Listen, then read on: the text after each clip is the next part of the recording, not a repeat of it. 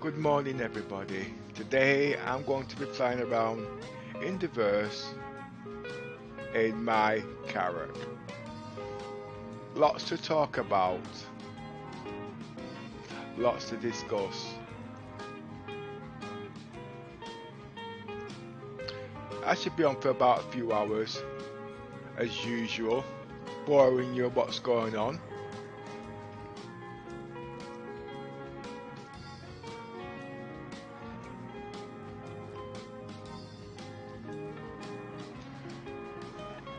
So, we are a group called Unity. We are civilian operators. We travel around the verse in peace and harmony, learning what we can learn.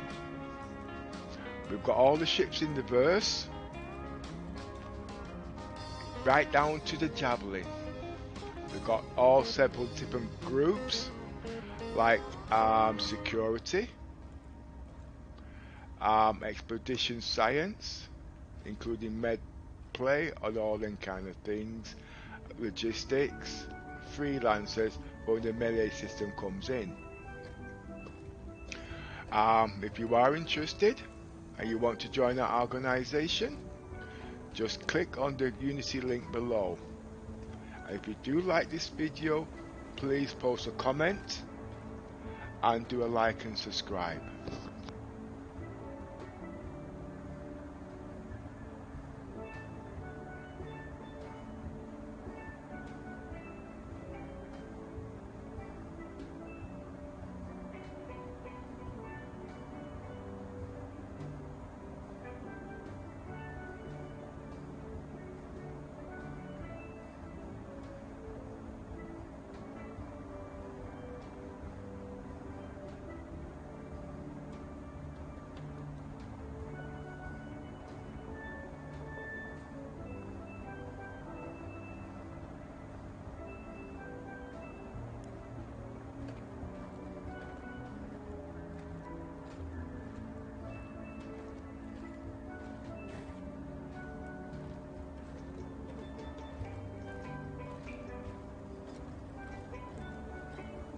Music check, sound check, graphics check, everything is correct.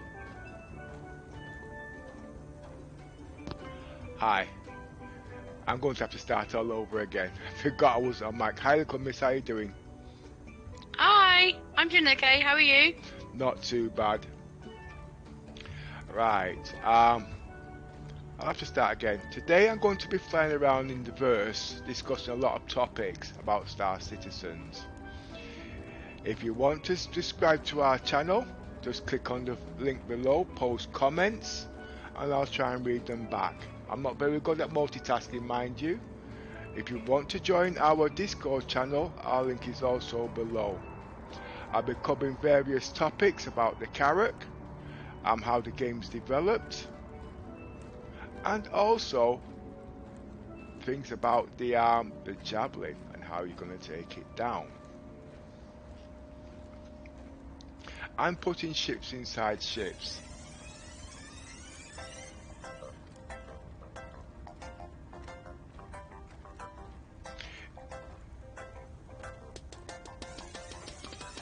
This is me. Now, I am not into combat, okay? I don't usually wear a gun. But I've got a gun here on my back today. That's a sniper rifle. Okay? Now, that is for long distance shooting, obviously.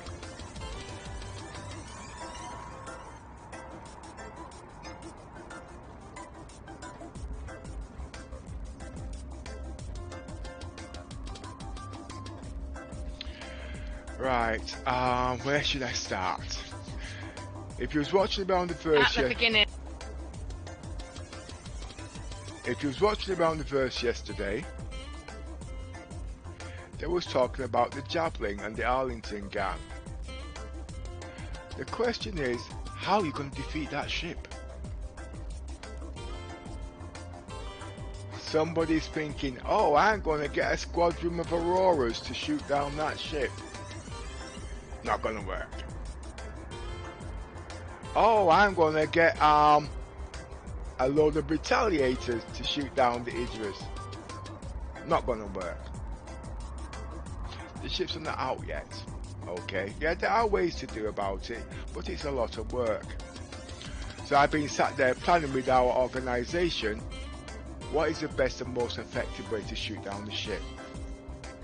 Well, frankly, I have got 2 hammerheads in our organisation which we've been training for months on the best effective way. The problem with the AORUS is the shields. Resetting shields. As I says, so that's Octavia in the background. Now, some of the systems in the some of the mechanics in the games are not working yet, and the most important factor is distortion cannons. Now you can have as many guns as you want, okay? The guns are not powerful enough. You're going to need a load of ships to take down the shields. Now, if you had a hammerhead that's got 12, 28 guns I think, and you put distortion cannons on there, you could use the distortion cannons to take down the power plant, okay? And then you can use your missiles to take out the hull. Well, I'm going to use my missile straight away. No, it's not going to work. It is best to take down the power plant first. And when you took down the power plant, it will shut down the ship's systems. Then use your missiles.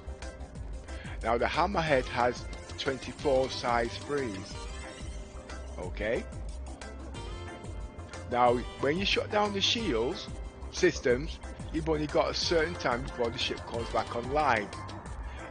Is 32 missiles enough size 3s? Who knows? We don't know. But if you was to step down the missiles from size 3s to size 2s using dominators, it will have almost twice as capability. It'll almost have twice the boom boom effect. But the difference is it will be at short range. Now for that, at the end of the day, okay, that puts your hammerhead vulnerable, okay, because it's going to have to go a closer range to shoot things exactly, you know what I mean, and the shields are vulnerable. The ship is vulnerable in that state. Now, you don't want to get in front of that AORUS because you know what the real guns are like. So you're going to have to go from behind. Okay? Now, what components would you use? If you're attacking from behind, you can stay out of the way of the missiles and the railgun. Okay? You're going to need grade A components. Now, what type of components are you going to need? Well, if it was me, I would use military shields for fast regeneration, and if you put 2 of those regenerating shields, I can't remember the name, something 086 whatnot size 3, those will each have a regeneration of 4,000, doubling to 8,000. Obviously you're going to have to increase your front shields because you know you're going to be taking a lot of head-on flak, increasing the strength of the ship. Well, somebody might turn around and says, no, I'm going to put shields on that's got high hit points. Yeah, but I don't think you need it at this stage. Okay, but you do need shields that can regenerate pretty quick. Now, 1 hammerhead is not enough. But if you've got 2 hammerhead, you stand a good chance. But remember, you won't be able to take down that AORUS in 5 minutes. It can take you between half an hour and an hour just wearing down the power plant. Okay? Right. Now, let's talk about other ships that's going to be coming into the game. If you've got several retaliators that's got size 9 missiles and it can't do it, how the hell will a Polaris do it? I don't think it can. Yes, I know it's going to have 32 size guns, 32 size 10 missiles, but the principle's the same. You've got to take down the power plant. It hasn't got enough guns to take down the power plant. Okay? If you can't take down the shields or the system, you can't get to the hull of the Icarus. Can you see where I'm coming from? Okay? So at the end of the day, in that aspect, it would not be good enough. Okay? Right, so what other ships are there where you don't have to use a big massive fleet? That could work. We've already singled out the Icarus. We've already singled out the Polaris, because at the end of the day, it's not going to work. Okay? We know it might be possible with 2 hammerheads, but you're going to have to be in close range, because the distortion cannons at the end of the day, with this distortion cannon, you've got to be at close range, and your shields have to be very strong so you don't get killed. You've got the Kraken. It's got no missiles. It's a very strong contender at the end of the day, but it's got no missiles, so there could be complications there. Or you can use other ships that's on there to take down the other ships' power plant, but it can get close enough if there's enough firepower to do it. It's got enough guns, but at the end of the day, when it comes to speed and agility, they're almost the same. So basically, the Kraken can't move out the way of the railgun, so that's not going to work. Okay, now the same principle would be the same if it was a one-on-one on the Icarus. The guns are still not powerful enough because the shields are very strong. It could take you days or weeks, so that's not going to work. Now you have the Javelin. Okay, just one ship. Strong possibility, because it's got 28, it's got 13 torrents, size 6 guns times 2, that's 32. I don't want to go into figures, but I think you know where I'm coming from. That's a considerable amount of firepower. Using the same principle, putting distortion cannons on there, okay, it's a lot of firepower at the end of the day. Okay, and that could take down the power plant in no time at all. Now there's some speculation, which I don't know is true, that the Javelin, which is not out yet, says 26 guns size 6, but it might be able to step down to 48 size 4. That's 4 guns to a torrent. Okay, just like the hammerhead. Okay, but because it's got twice the guns, okay, it's like having 2 hammerheads shooting at the Icarus. So now you've got the firepower, okay, that can take out the Icarus's defense systems. Okay, because remember, it's got a lot of shields. Okay, it's got 2 size 4 capital shields, and I think it's about 8 medium shields. So as you know, every time you knock one system down, it's going to come back up with another. That's why it's so difficult. That's why you need to go for the power plant. But anyway, let's get back to the Javelin. After you use the distortion cannons, then you took down the system, then you can use your torpedoes to go directly to the hull. You don't want to waste your torpedoes at the end of the day, because if you do, you're going to have problems, okay, depending on the situation. But at the end of the day, can the railgun take down the shields on the Javelin? I'm not too sure. Okay, but this is my speculation, as in our org I'm actually about defense and strategy and working out situations. Right, okay, I've spoken now about the Javelin. I also noticed they had another discussion about the Freelancers, where you can actually shoot down the ships and take its cargo. Now, if you've been playing Star Citizens for a long time, remember when they had the cargo and we had to jump out of our ships to go pick the cargo up one at a time? That was a long, tedious job. Well, there's 2 ships in the game now that can do that and cut time in half. One is the Carrack and the other one's the 890 jump. Now, when you've destroyed the ship, open up the hangar decks, hangar bays, or on the Carrack or the 890 jump, go underneath the boxes and scoop them in. Can you see where I'm coming from? Now, obviously, with those 2 ships, obviously you're going to need 2 people. One to fly the ship and one as a gunner. Yes, you'll need more than that, but that's just the basics. Now, with that, you cut cleaning time in half. If you're doing it by yourself, you can make the credits, but it's tedious. Alright? But if you've got 2, your credits are going to start quadrupling at the end because everything is a lot quicker. Now, that's, I would say, it's all speculation at the end of the day. Okay? I'm not saying it's going to work until I practice it. Okay? With our org members. Okay.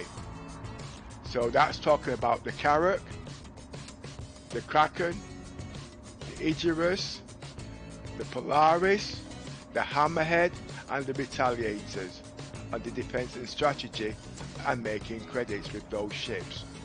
Okay, it's all about creating your own roleplay at the end of the day and putting the right components on your ships. Okay, and that costs time and money. Right. In the last few days, I've been doing a lot of discussions about the Carrack and about the repair room. It's got a replicator in there. Okay? Now, in there, people say they don't know what it is. It's all about fairy crafting at the end of the day. If you remember, when they was building this ship, Sarah actually noticed that one of the rooms had nothing to do. So, funnily enough, she says, oh, okay, I'm going to put a repair room. In the Carrack, it was a good idea. Why? Because when they go into long distance space, they're going to need to do small repairs and things like that because things get broken and whatnot. And they've got that replicator in there that can replicate small parts for jerry rigging to fix certain parts of the ship until they can make it back to port, etc. Now, I've been having pretty good comments on that, and seems actually at the end of the day they actually like the idea of having a replicator in there. It's like a microwave oven at the end of the day, or it's like a printer, which is actually being done today because it's actually out in the real world. Now, it's not hard to put something like that in there, okay, because it's like the 300 series. They've got a fridge in there. All you're doing is taking something out. You're taking it out and you're looking at like it's a cup replicator. That's easy. You know what I mean? Now, another thing it was missing in the repair room, okay, to cut down clutter, I think it should have a seat in there so you can sit down, because when you're in the repair room, as you know, you could be in there for hours, you need to sit down. I think it should also have some kind of a computer terminal, because you do need information for research and stuff like that, and you've got things there plugging in there to do scanning and get information on things you're doing. Simple little things like that at the end of the day. Now let's talk about roleplay. Alright, now you've got a replicator on that ship. Okay, when CIG understands it and we're doing little missions, we might be picking up certain objects. We can take it back on the Carrack, okay, and fuse certain elements together. Okay, those are like little small mission boxes and things like that, not them big cargo crates. It's a little bit messy, it's too small. Now, when you take the elements and you fuse certain elements together, when you go back to port, you can sell those elements for an extra profit. I don't know. At the end of the day, It's just all theory crafting to give the game some meaning and interest. Okay. Now you've got the multi-tool which nobody's using. All these can play a part for scanning and all them kind of things. We've got those in game. This is for you guys to check out these ideas at the end date and experiment with them. So like I said, the commission is created by CIG to give you a mission to go into space. Okay. And when you go into space, you pick up certain objects and you bring it back to the ship. You stick them in the the replicator or 3D printer, and you add all the elements again. Just simple little stupid elements, you know what I mean? Whatnot, you know what I mean? Because obviously the components, and it makes something out of it. Then when you go back to port, you sell it. Something simple, and so basically, if it's a mission that's worth say 5,000, when it's being replicated, it could be 8,000.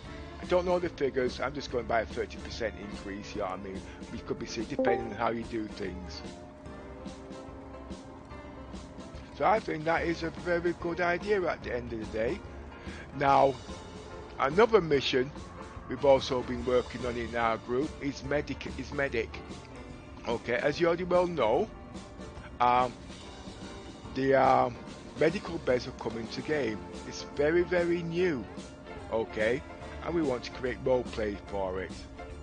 Now, we're going to use a Carrack for an example. Okay, we can't use the 890 jump.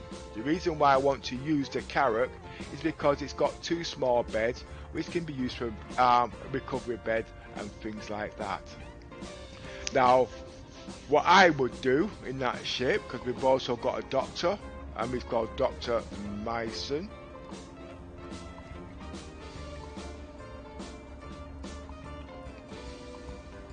Sorry about that. I was just trying to catch up what that was all about. But I'll read it later. Dr. Mason. Now, every time you go on the ship, you have to report to sickbay. Now, the whole idea to report to sickbay is so you can set your spawn point. Okay? Because something goes wrong, you want to make sure you can, if you die, you can get back on the ship. So in our group, every time you go on the ship, you have to set your spawn point. But to do that, you've got to create a real role play so it's interesting. The medical officer says report to sickbay. Okay, he's going to give you a scan. Okay, and while he's giving you a scan, he's going to give you a check over, because as you know, you can treat injuries on there. Because if you've seen how the med bay works, you go into a chamber and it turns purple. That's nice animation effect. Now, if a doctor was sitting there all day, it would be boring, as you already well know. But obviously, it's role play at me. We have to create more role plays to keep the doctor in the med bay to do other things. Now, we have also created a little role using the multi-tool to create little minor injuries, okay, and pretend to do little scanning and stuff like that. So we create a little injury on the leg, then they sit on the bed and they go into the recovery chamber and heals them. Those are little role plays that can be created, but obviously you can't just go and shoot and kill your own people. That's not what I mean, okay?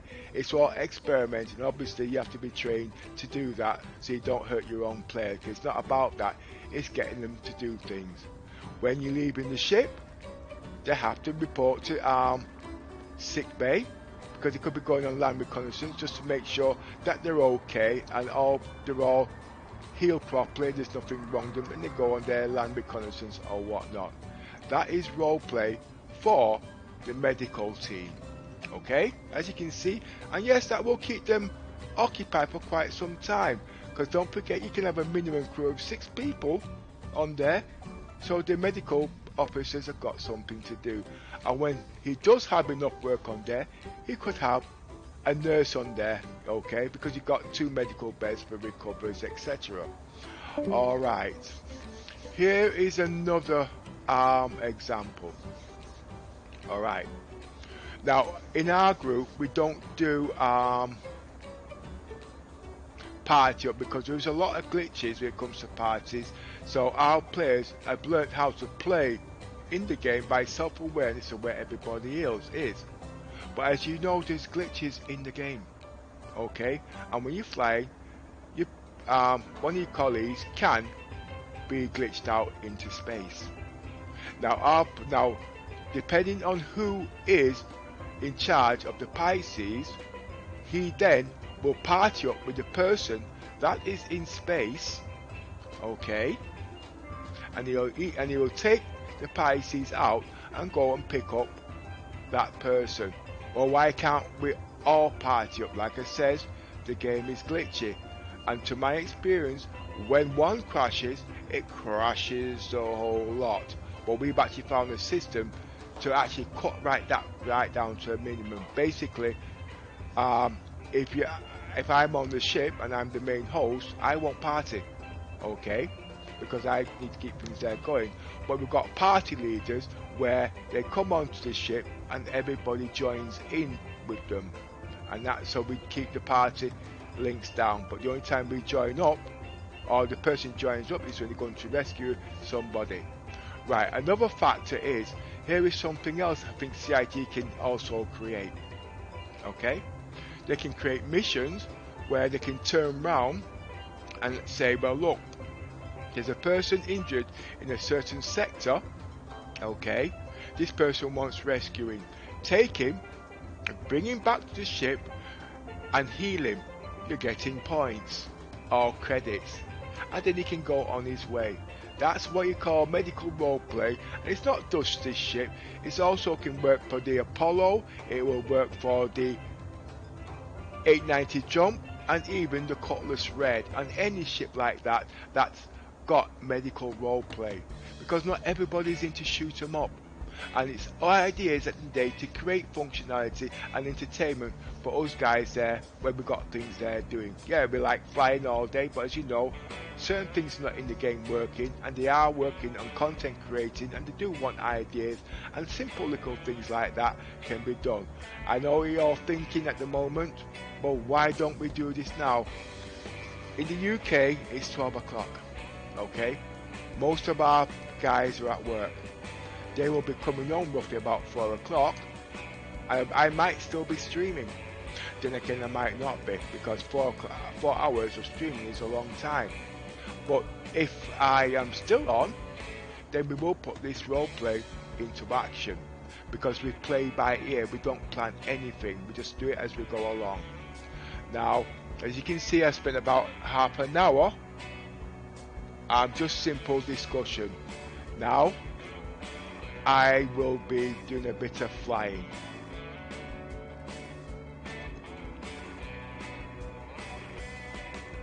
I can't really do inches to myself because I'm the only one on, okay?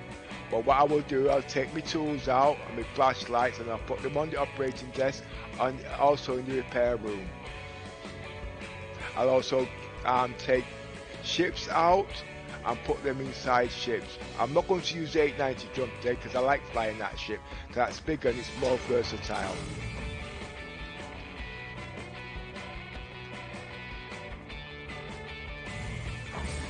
I'm not using Tobii eye tracking today, okay, because I've got to set it up and things like that, and I've been doing other tests, you see, which a lot of people's asking me about.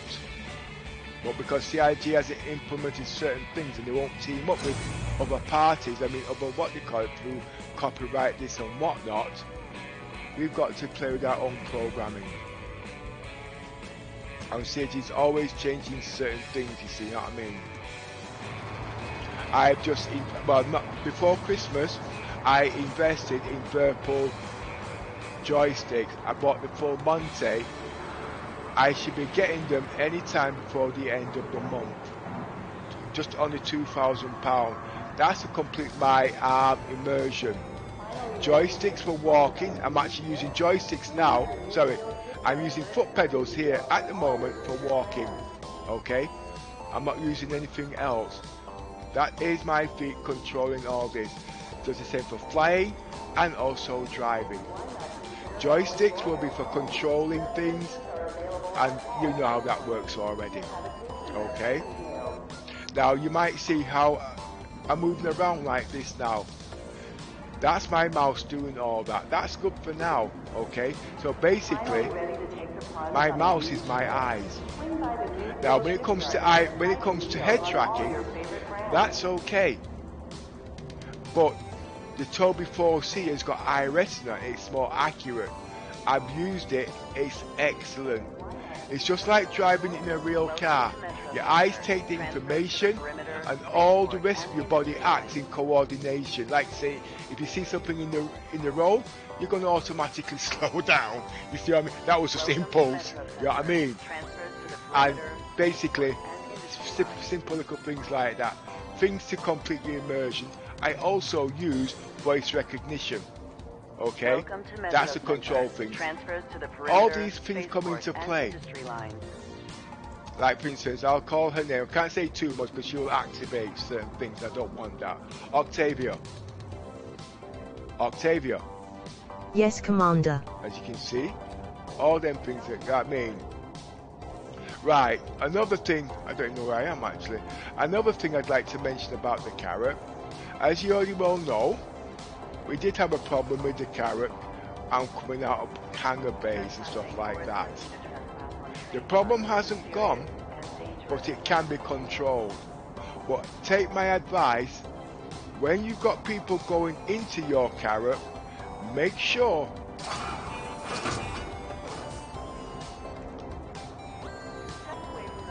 I heard the door then. I have to be on guard because it could be my verbal joysticks. Just give me a sec.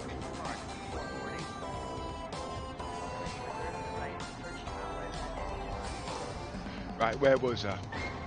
Yes, we was talking about the Carrack. Right, as you know, coming out of the hangar decks, it's a bit tight, okay? With practice you get better. But if you've got anybody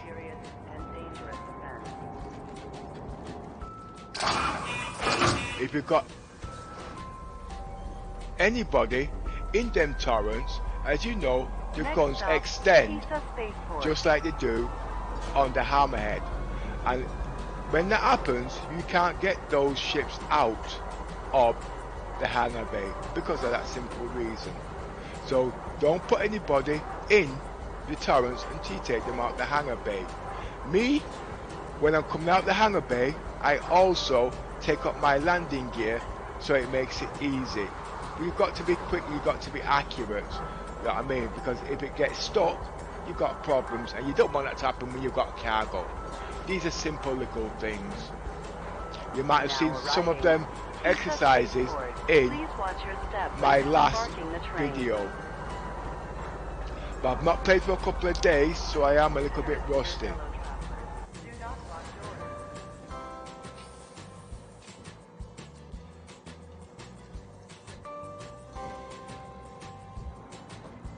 Where am I? Jesus spaceport. Step away from the platform edge when train is approaching.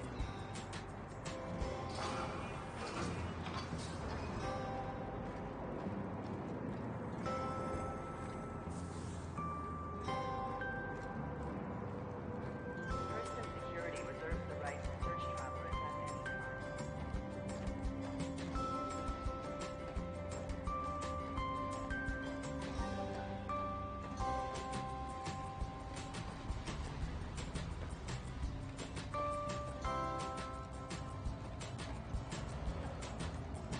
You know something? I don't even want my gun on because it's a gold gun, you see, and they're not doing server wipes. Okay, and if you lose your gun, it's gone, and it's a golden gun, so I'm going to take it off. Don't need weapons really, you know what I mean?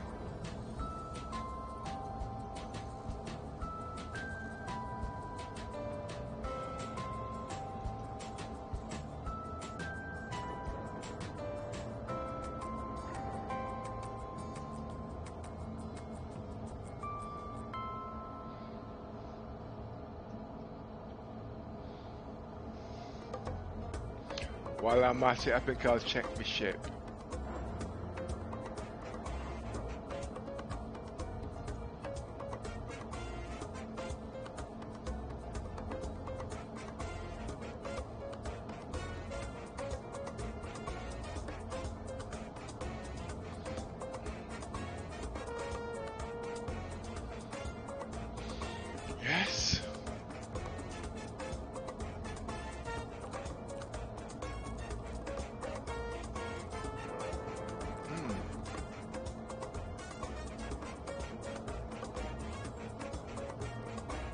My coolers could be doing upgrading.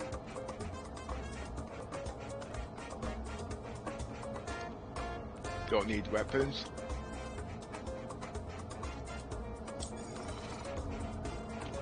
Now where will I go?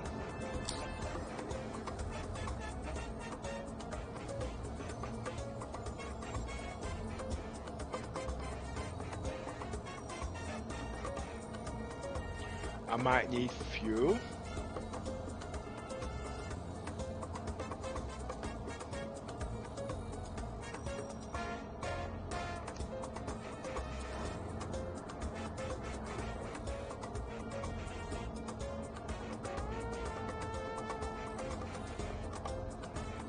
Can't go there. I want to go somewhere where I won't be harassed, you see.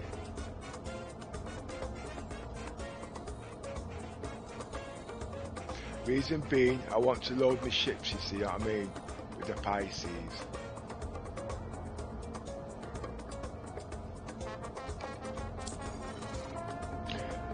Didn't they have a glitch? I can't remember. Don't put any cargo on there.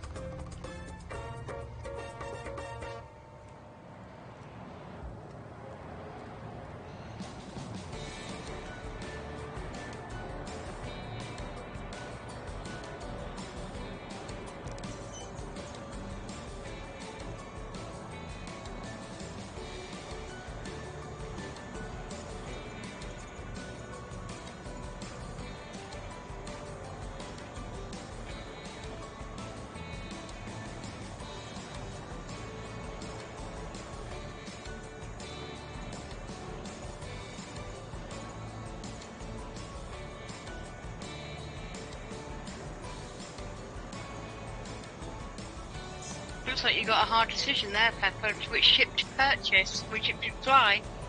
Yeah, I'm going to be flying a Caterpillar today. I mean the Carrack.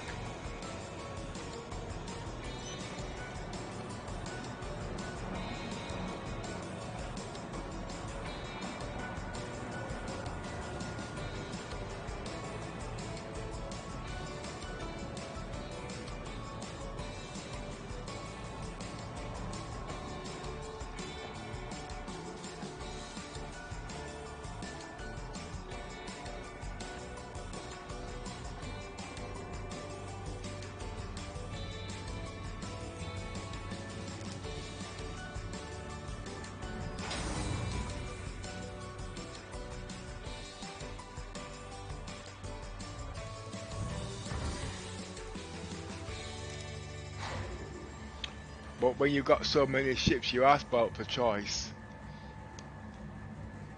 Well, yeah, I can see that.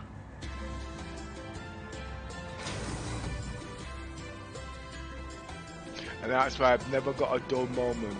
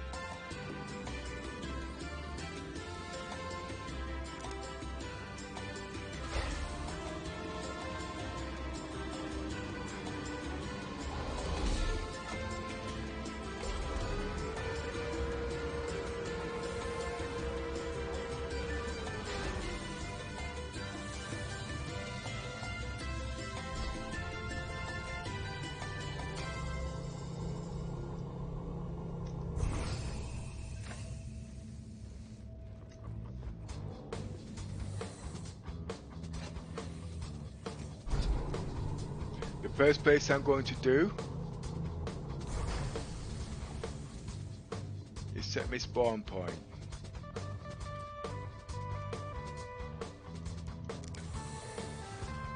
Scan myself, decontaminate myself. Why, do you smell?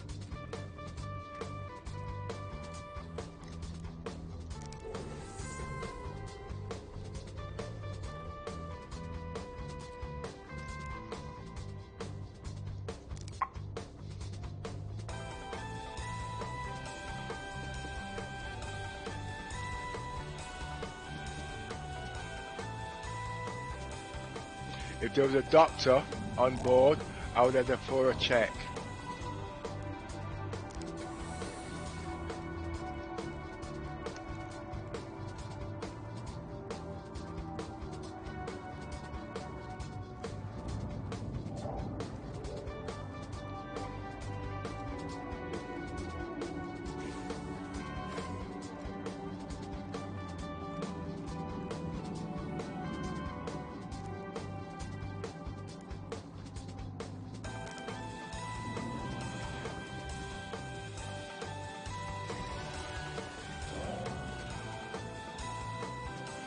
Activate systems.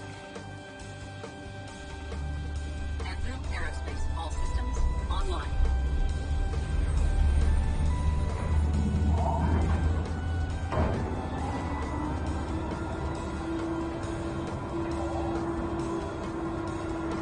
As you can see, Pepper is in the Carrack.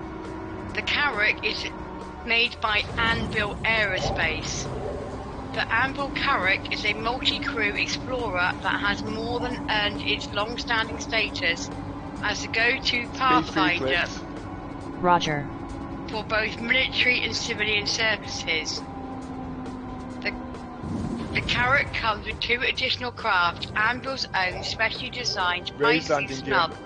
Roger. and an RSI Ursa Rover. It is built as a single self-sustaining Full ship speed. Roger. that can make long-duration voyages through the roughest areas of space. It's designed specifically for transiting jump points, dealing with extreme conditions in space and getting back home. Since its time in the UEE Navy, it has been the vanguard of every UEE exploration effort in recent years. Combined with a high tensile hull armor, the Carrack is one of the safest exploration ships in the galaxy. The Carrack is now declassified and is available for civilian use.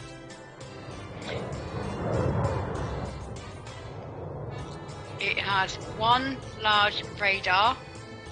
It has 3 medium computers. It has 1 large power plant, 2 large coolers, and 2 large Barbican shield generators. Features self-sufficient exploration on board accommodation, allow for truly self-sufficient flight, including crew, medical and repair facilities, and a mapping-orientated sensor suite capable of always charting a route on the go. This is the chart batting will be the actual navigator who will be doing that in our org. Extended range, the ship features reinforced fuel tanks for long duration flight, a highly advanced jump drive array and a dedicated computer core room that allows it to put the maximum processing power into jump charting operations. The Carrack houses a Pisces class scout ship that is able to launch from the ship hangar and an Ursa Rover and an unmanned explorer drone pod. Now, I've actually flown in the Pisces, and that ship I do like. And I do like the Ursa Rovers, because the Ursa Rovers you can actually use for delivery missions or such like. So say you get a delivery box and you aren't anywhere near a hangar or anything, you can get your cargo box and put it in your rover and go drive it to the hangar deck where your ship is going to be.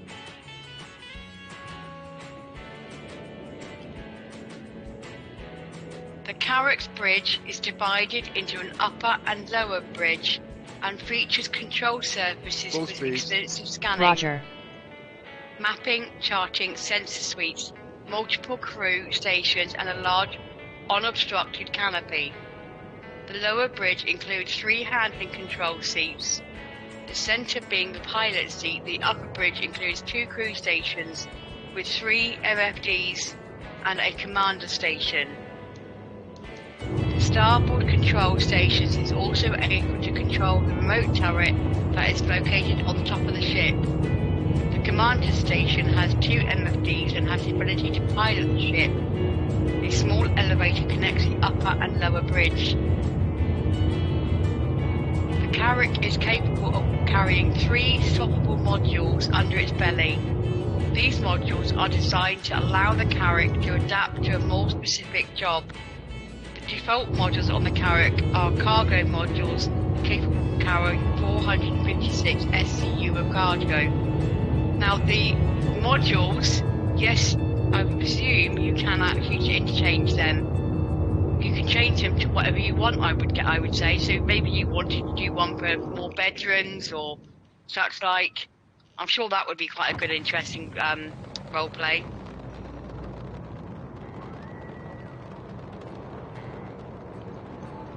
I'm actually making my way. To Terminal 6 to pick up my Rover.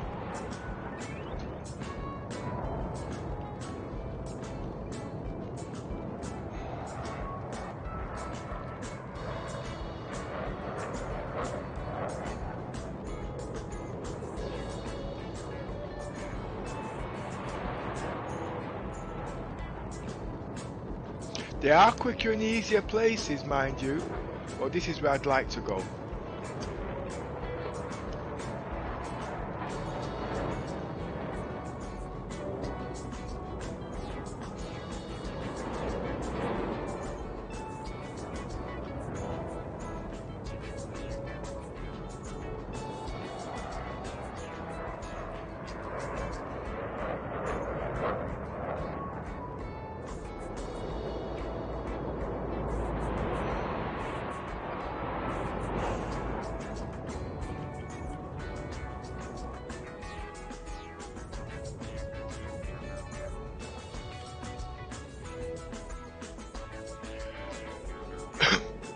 You might have heard at the moment there's some discrepancy about the new skins that's actually out for the Carrack. I like the new skin, okay, but I'm not going to actually buy the new skin for £25 or dollars or whatever, reading up on what's going on at the moment, knowing at the end of the day you'll be able to get them skins in this game or whatnot. We don't know. But basically, it's a skin that should be able to be applied just like other skins. And to the technology that they're using, a lot of people isn't happy about it. But if the ship, like, if you could get this skin, okay, on that ship, that would give you an extra buff. Like for instance, the center unmanned turret is take size 5 guns. I would jump up at the offer. Just like the Pisces, okay, and the Pisces X. The Pisces has got 2 size 5 guns, sorry, 2 size 1 guns, and the Pisces X has got 4 size 1 guns. Now, that is actually tempting for me to get that ship.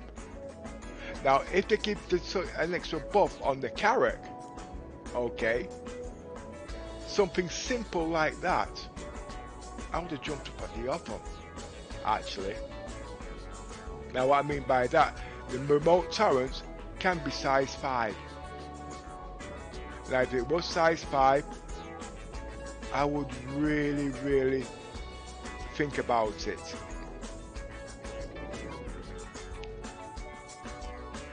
Because even if you've got the same size 4 guns, it could be upgraded when you do your ships, or you might call them pimp your ships out.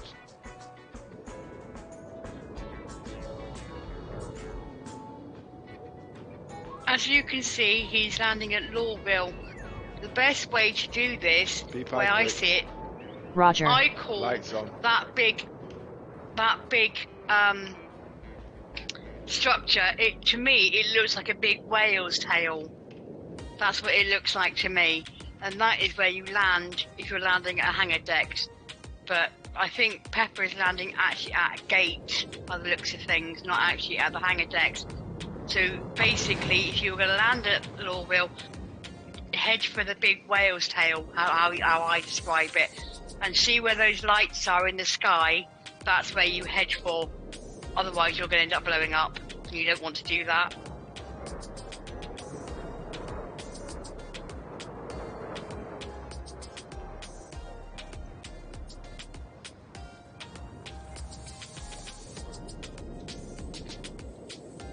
Lights on.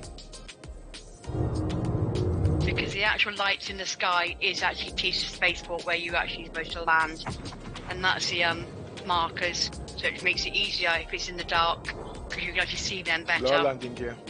Roger. But always head for the whale's tail. Speed 5 clicks.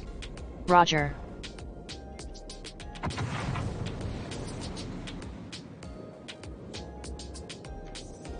See, my flying is rugged. I don't usually fly like this.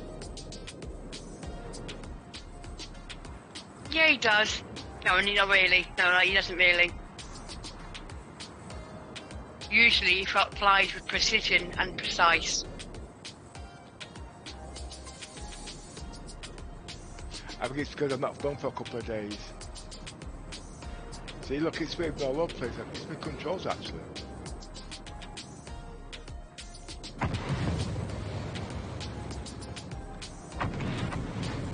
Are you trying to say you're a bit rusty? Well, when you spend 18 hours a day flying and you stop for a couple of days, it's like learning again. Your motors don't work, your brain doesn't work as sharp. And these big ships are not small ships.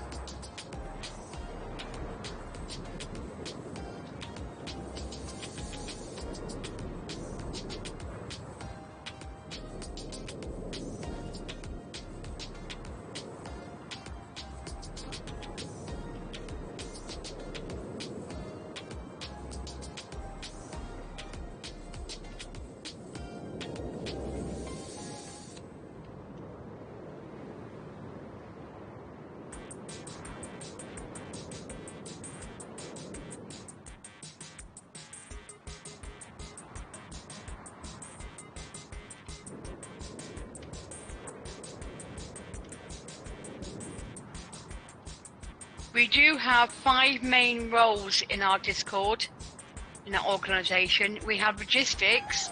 They do cargo runs, delivery Engines off. missions, distribute credits to members for uniform components, etc. But will not be given just for the sake of it. We have science, that has many roles. Example, doctor, shield generators, engineers, anything that's to do with science comes under that. We have security, that is anything to do with escorting members, ground reconnaissance, air combat, ground combat, anything to do with security and to do with guns. That is our security. We have freelancers. They can choose whatever role they want within reason, but they play just outside the rules, but only just, and cannot tell logistics, science or security what to do because they are under a different structure. We also have fleet commanders. They are in charge of all ships that bring the fleet together, and with that strategy you have a structure, and they have more than 10 ships. If you want to do any of these roles or want to know any more about these roles, click on the Discord link in the description below the video and we will help you as best we can. Right, you might have noticed earlier I set my IC, obviously it's what you do. Now I'm just going to check to see if I've got any injuries.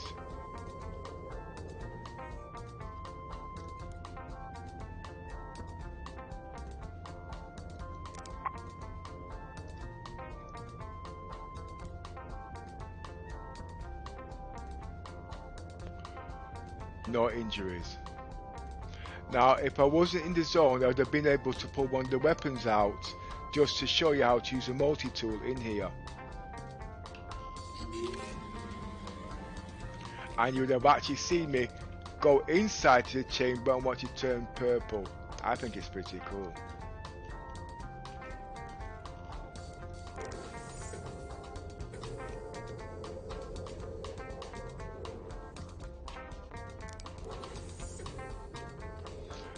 I'm now going to get 2 vehicles because I'm not in a hurry, and I'm going to put them on this ship.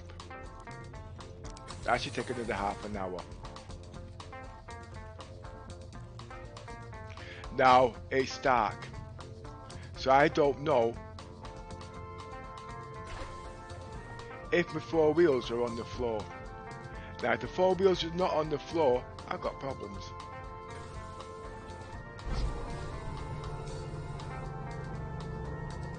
Well, like I said, when you practice, you're working out different scenarios. I never go out through here unless I have to. When you've been to Polaris and places like that enough times, you'll know the reasons why.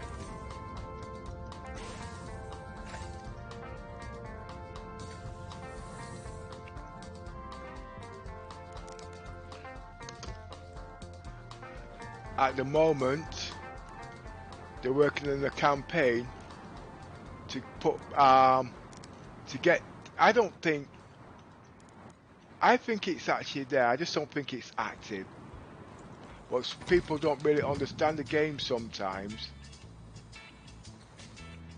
See, I got a slight injury there, I think, and they think it's not there in the game. But I do know. Oh God, what's the kitchen guy's name? John Crew said there is a back door there, a lift.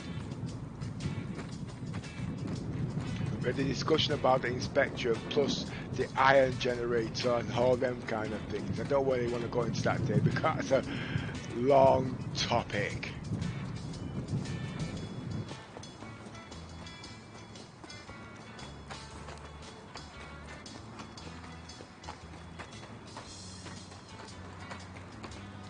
I'm hoping by the time I get my 2 vehicles on the ship, it should be daylight.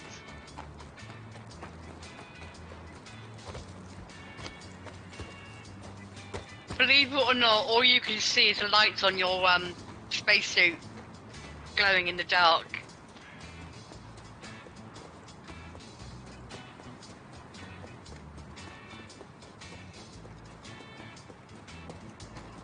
Lights on.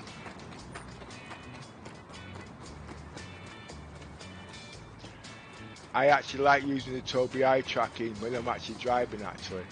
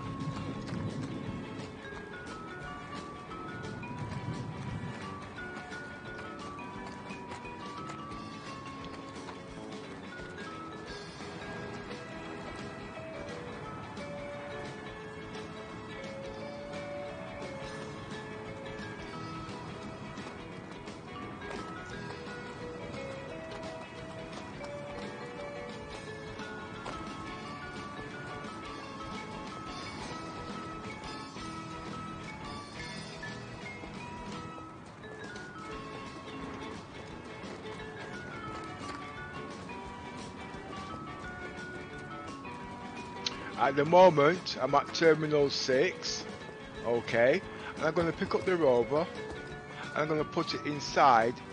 I should have actually bought 2 rovers, you know, didn't think. And put it inside the Carrack, and also the Pisces. I've got other ships I can put in there. I want to keep it simple. I personally like to put the Aurora in there. Why? Because it's got 4 size 1 guns, twice as much as the Pisces. It can take 2 power plants, 2 shield generators, I think, or is it 2 coolers? Already there, that ship is a lot stronger. And if you've got the other model, and it can also take size 4 missiles, I think. So as you can see already there, the ship is a pretty strong ship if you're actually on your own doing certain missions. But that all depends. You fit the ship to the type of mission you're going to be doing on that particular day. Now at the moment, if I know what people are coming on my ship, I actually go and buy the ships. Reason being, if they bring their own ships on here, okay, now they log out, the ship is stuck on the ship. If you log out to log back in. So I actually buy the ships so I got control to unlock them or not, because if you don't, then you're going to have to kind of claim on the insurance. And I like to have my ships for days, you see.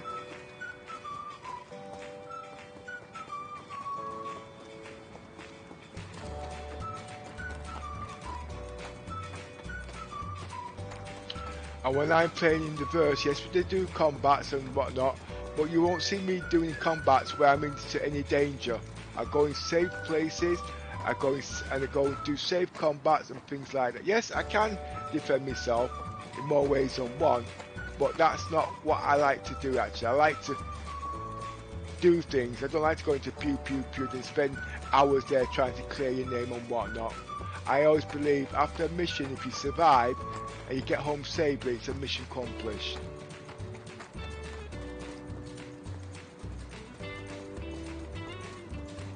I would like to actually talk about another thing actually. We've got a youngster in our organisation at the moment, and the game's changing so fast, and it's causing problems, and it's not causing problems.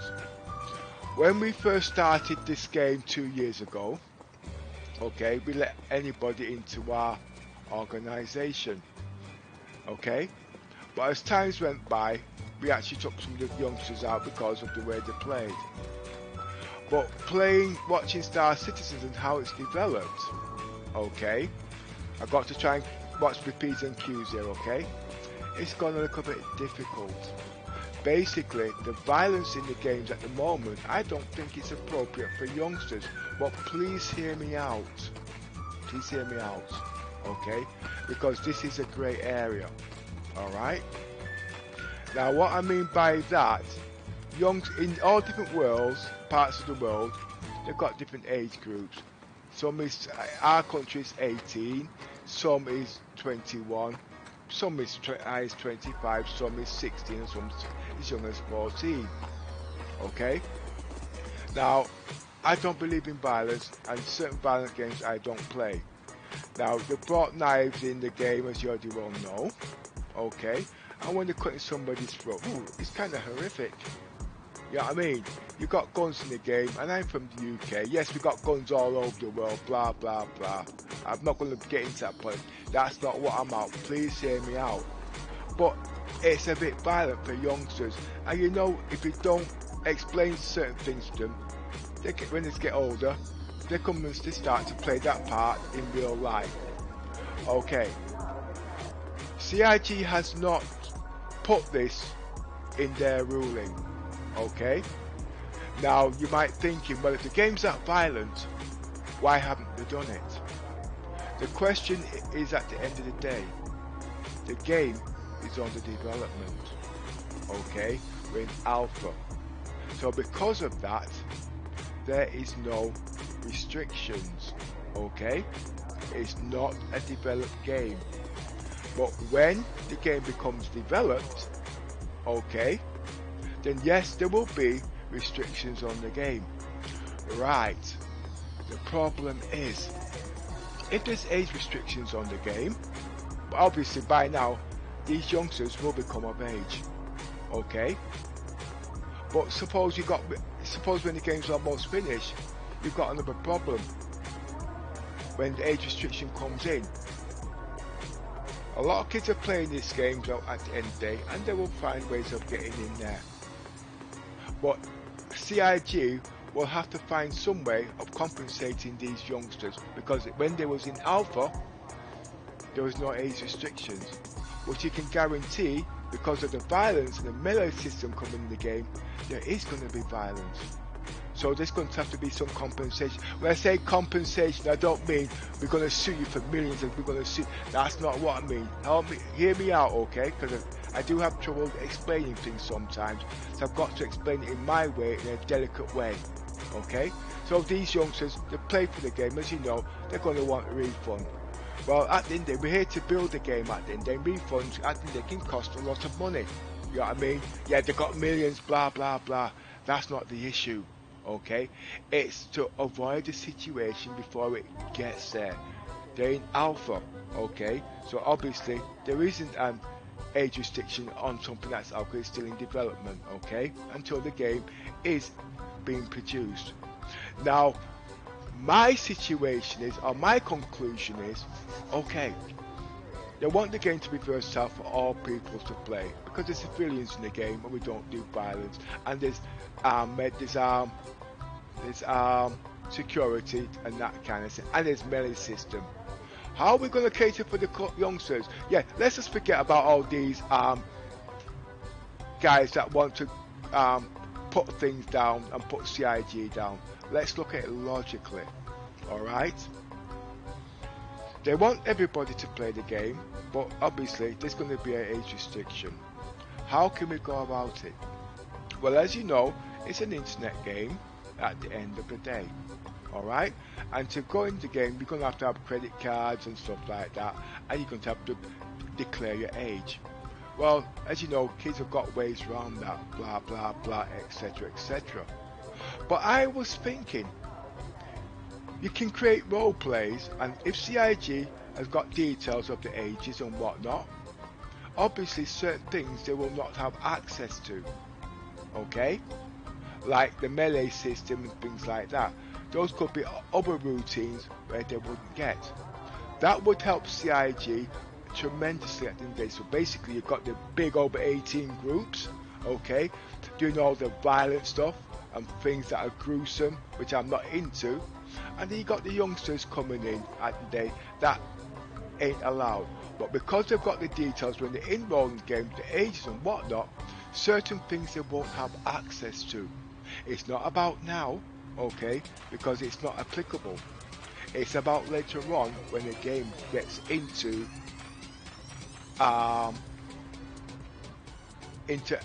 stages where they're making money. They're making money now, obviously, but when the game is finished. Now, I've not heard anybody talk about this, okay? I've had a couple of discussions, because in our group at the moment, we do have a problem. We don't want them in because of this, we don't want them in because of that, and or whatever, they're going to ruin our gameplay.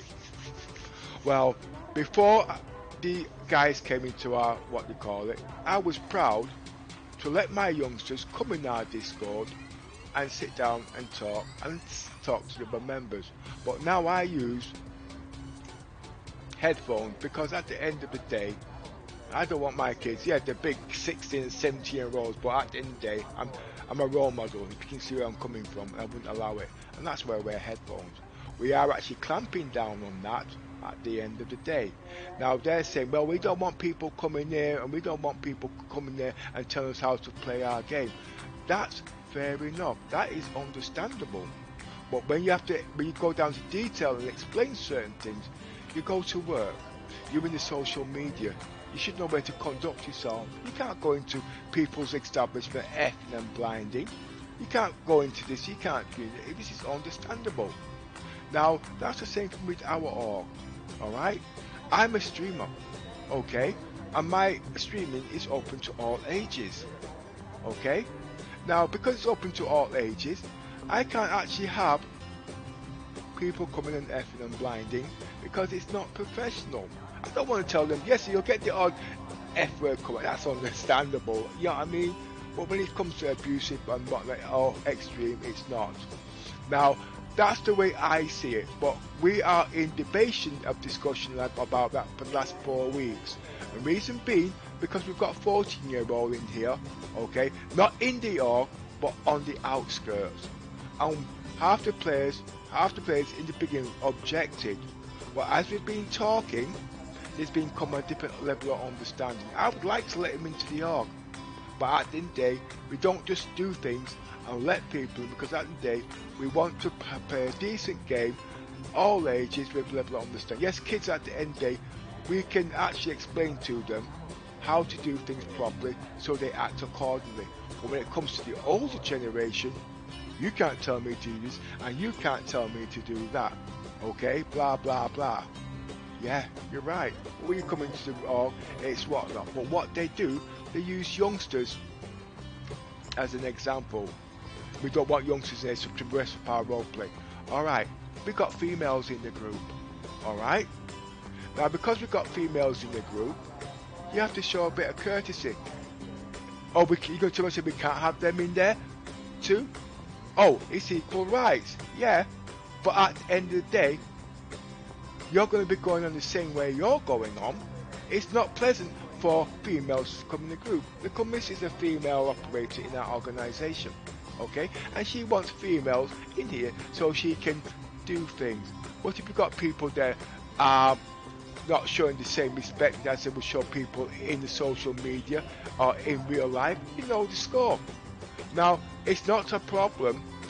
These are discussions we have in our organisation. And it's all to do with understanding at the end of the day. Yes, people speak differently. Yes, people make things. But if you don't talk, you don't communicate, it's not pleasant. In a while, okay, Little Miss will actually take me out of this room and put me into another channel. Why? Because a couple of people might come in there and start going on, and rather than turn around to them and say, well look, you can't be doing this, they get upset. They don't mean it at the day, but they want to take part with me and play and stream and we can have fun. But if we sit down and take time to explain these things, after a while they get into it. But we did relax our rules in the beginning. Okay, so because we relaxed our rules in the beginning, bad language and all these obscenities has come out of control. And I don't mean out of control, that's my wrong word, but basically it's a bit too much. Because I don't want to lose my license, because somebody comes onto my organisation, comes onto my streaming and plays music or whatever. You know what I mean? And if you turn around your exit, they get offended because they don't understand, but they want to take part. But all organisations at the end of the day work differently. We're a civilised organisation and we want to cater for everybody. We want to teach them how to play the game. We want to teach them how to use this. We want to teach them how to use that. I've been doing internet social media many years now, okay? And in our days, we didn't have things like this, okay? We just had little chat rooms and you remember how it was and whatnot. But our organisation is developed because we get to speak to them, we talk to them by text, and we talk to them by voice, so we get to learn about that person, and if that person's okay, then they come into our organisation and they wear an emblem. If you see one of our emblems on another person, you know he's from Unity, and you'll be gladly happy to have him in your, because you know they've come from a good organisation and whatnot. You don't want people coming in and destroying your role play and so on. If you like what we've been doing, please put a like and subscribe. And if you want to join our organisation, please do so. Today's all about discussions and about all sorts. Now I've got to go find the ship. And if anybody has any comments on what Pepper's just said about the youngsters, please leave it on the chat site by the side and I'll try and answer them.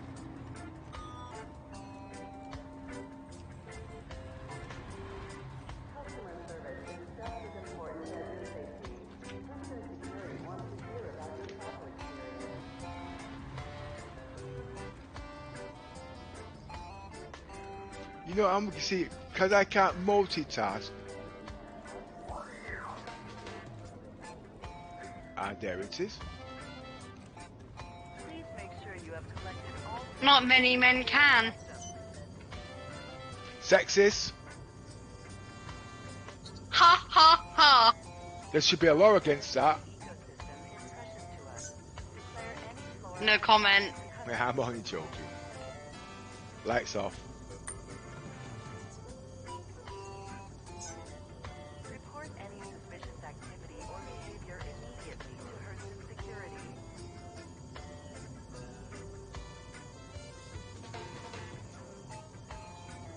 Due to unfortunate ecological conditions, the air quality around Lorville has been known to have adverse physical effects.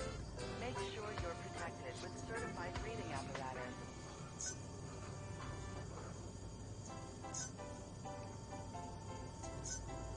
Do not accept any Hurston employees as passengers without valid travel I papers. should have brought some land vehicles.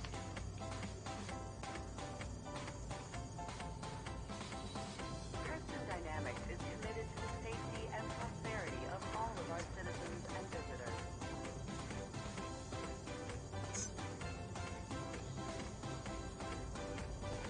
Your ship has been delivered to the following landing pad. I am a little bit rusty today, 'cause I've not played for about 3 days. I've been in Spectrum. Doing a heck of a lot. Yesterday I spent 14 hours in there until it exhausted me. Our planetary ecosystem is precious to us. Declare any flora and fauna to custom agents.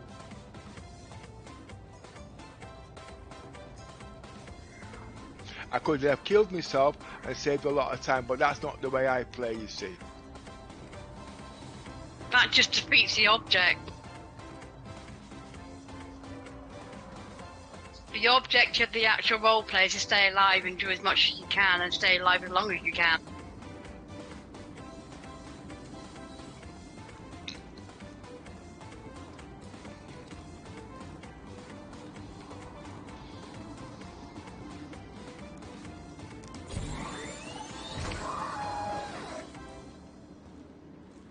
I like to use the IRS number when I'm actually driving the vehicles, but it's not connected up today.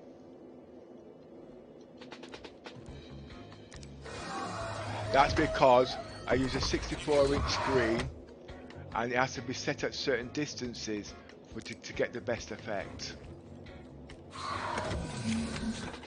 And no, he's not bragging. Activate systems. Lights on. Welcome to Robert Space Industries. Enjoy the ride. System check.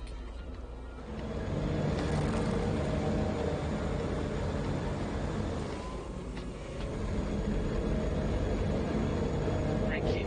Please continue.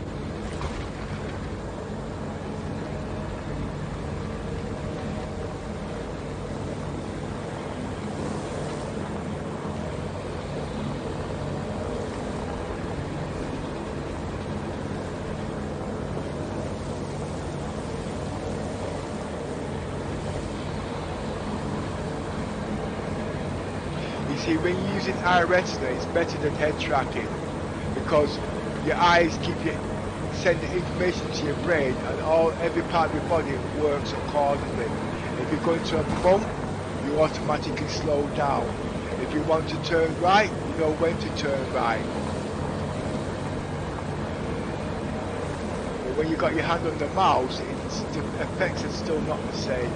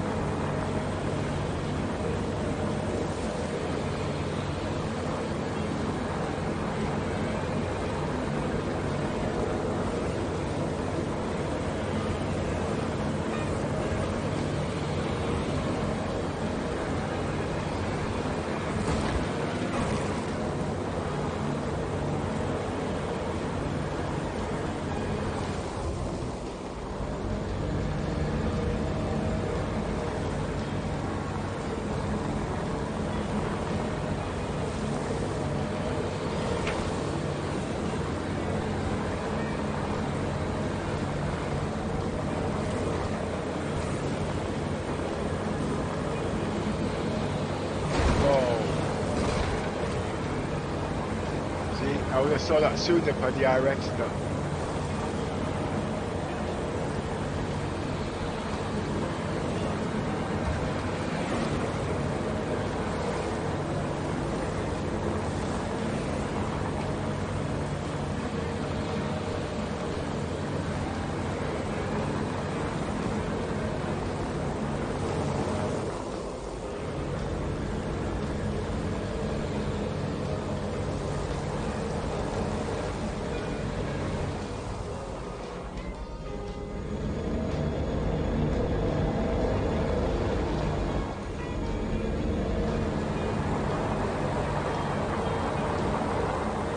Lights off.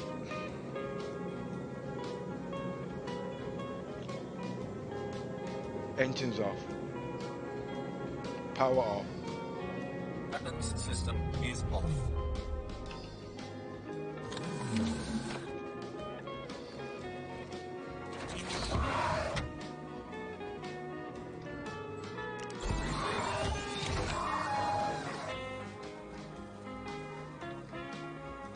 Now, if you remember earlier, I couldn't see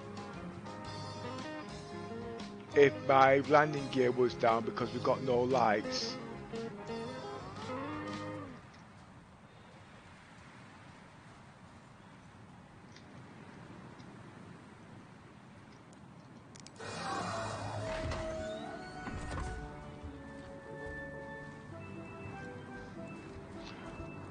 But I will be checking now because it's almost daylight. Just give me a minute. I'm actually going to put 2 rovers in this actually.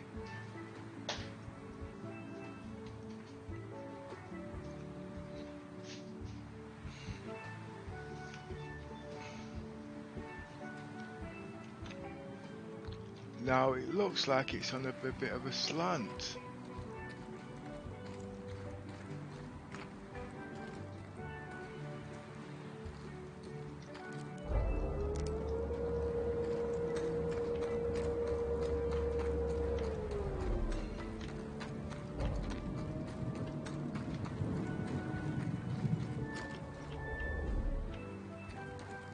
As you can see.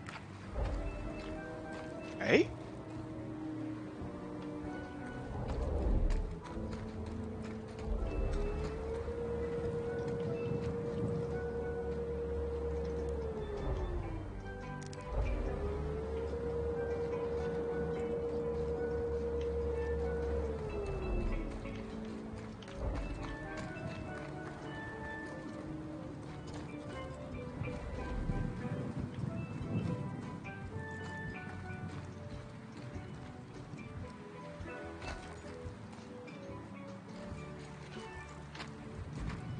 Well, I can get on it, so that's not a problem. But I won't be doing all that yet. I'm going to get a couple of vehicles.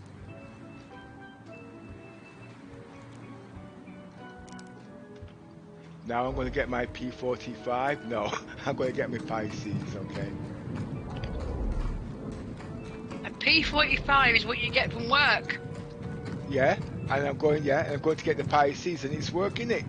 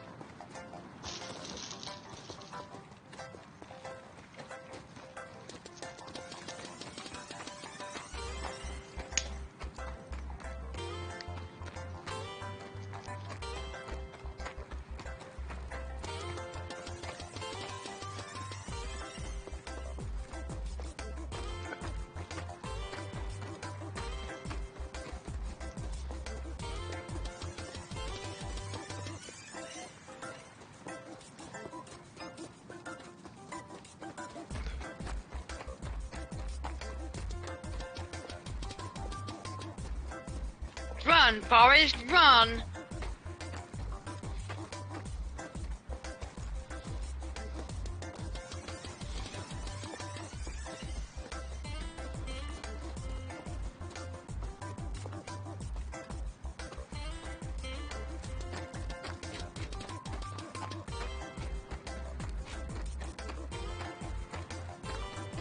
Can't wait to put this back in SLI. I want to see what the next patch is going to be.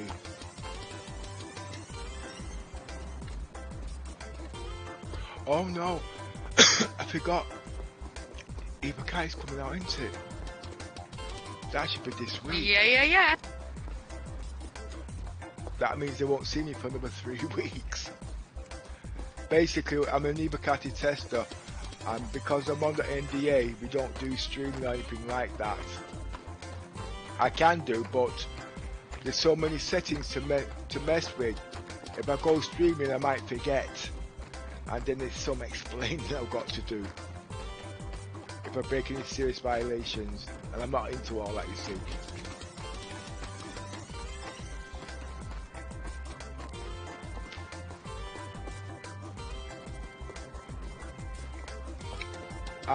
When Commander Yoza comes back, because he's also an Evo tester, we then work out what we can send to Evo, and if its videos need be. Testing in the Ibukati, it is very strenuous, okay? It's not a bad thing, it's what I like doing. That's why I'm doing it. So don't think when you're in the PTU it's the same. Ibukati testers, there's constant bugs, there's constant crashes, okay? But we have to do these things so we can iron out all the big problems, okay? And then it goes down to the next wave, okay? That's concierge and subscribers. By that time, most of the things are there tested and see if there's any more bugs we've missed out, they can be sorted out. Then it comes down to the last wave where all backers go in there, and then that goes down to stress testing, okay? That is how it actually works, but a lot of people don't understand this. They think the game is a finished game and you should have it. But yes, it is important, but they can't, because this game is so complex. There's so many different modules and so many different people working on this game. Sometimes the right hand forgets to tell the left hand, or a decimal point is out of place, and that causes problems in the game, okay? Now if it was a normal game or a small game, it's not a problem. People say release this game, do the testing behind doors, but it can't be, because at the end of the day, like I said, when it comes to testing and even cards, they still have to put it in the PU at the same time where everybody is. You know what I mean? And that's where the time is consumed. Plus they're always bringing in new mechanics. Now they can't just sit down there all day testing the same mechanics over and over and over again, because the game would never be finished. Okay, so they're trying to do everything all at once, and every day somebody comes up with a new idea. Content creators like me put a spanner in the work. Well, we should have this, why can't we have that, we don't like this, and etc. You know what I mean? Now in most games it's not quite like that, okay? They have simple things. Look at the quality of these graphics. It wasn't like this a couple of years back. Look at the animation. It wasn't like this. That's because they poured so much money into the game, and they've been able to use those funds to do the researches, employ more staff to get the game out quicker. Yes, there's construction where the ships are expensive. I don't agree with some of the politics sometimes, okay? I don't. Just like I mentioned earlier about the skins on the ships. But there's always a reason. I got my way how they could make more money, which would be more fairer. But I'm not going to be discussing that in this, because it's about the Carrack. You know what I mean? But as time goes by, I will explain things, because I've been into marketing, I've had my own business, and I've not done too bad in my lifetime. I'm retired now, retired about 17 years ago at the age of 40. And now I sit here and play Star Citizens all day, and I enjoy it. If I wanted to go out and drive the car or do this, I can do it, but I don't choose to. I like to play the game. I like to see how the game's developed. I've always been into computer and technology and stuff like that, and a lot more other things.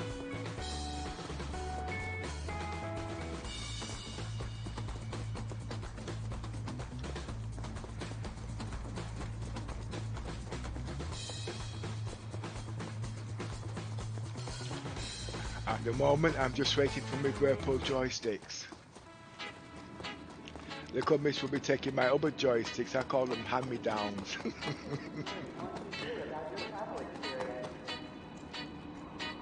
The only thing she won't have access to is the iRetina, because she's not having that. But then again, that depends, because I might have gone into VR by then. I got my own VR set, but I put it on, whoopsie daisies, I put it on once, and it was just so unreal, I nearly fell off my chair. You know what I mean? I got a 64-inch TV, I went close to it, it was just so unreal, I nearly threw out the window. So I sit on the other side of the room now.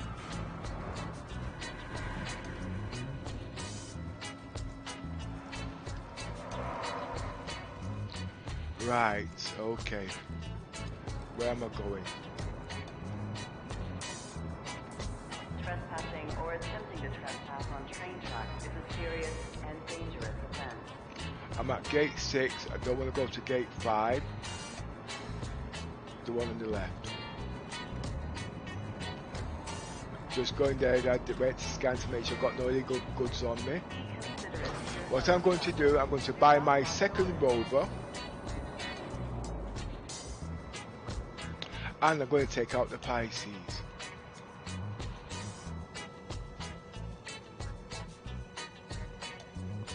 Person security reserves the right to search travelers at any time.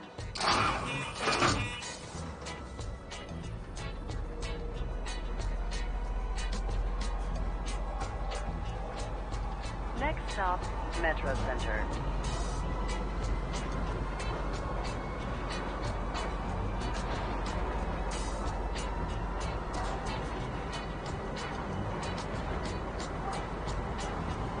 I'm supposed to have 2 Rovers by rights though.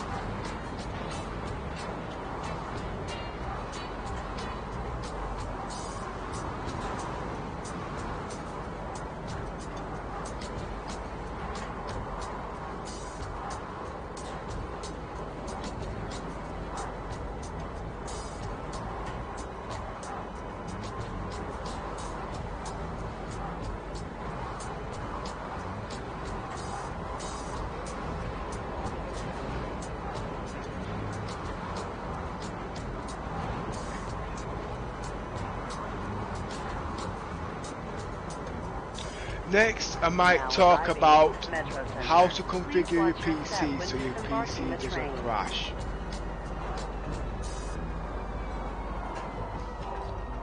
But I'll do that on the way back.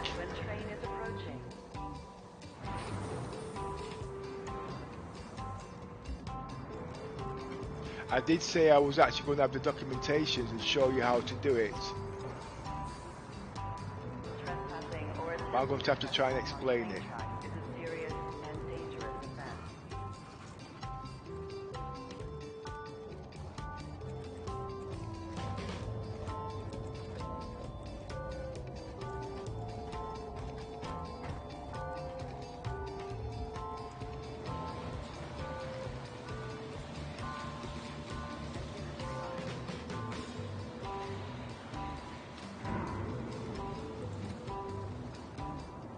Welcome to Metro Center. Transfers to the perimeter, spaceport, and industry lines.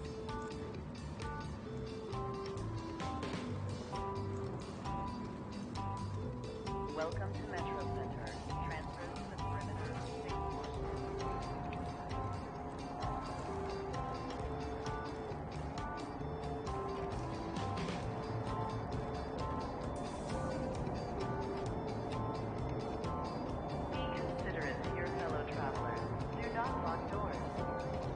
Been going nearly an hour now, and I've only got one vehicle, nothing loaded yet. Stand by and let passengers disembark before boarding. So it's actually taking me half an hour to get a vehicle. I could do it a lot quicker, okay? But that's not the point.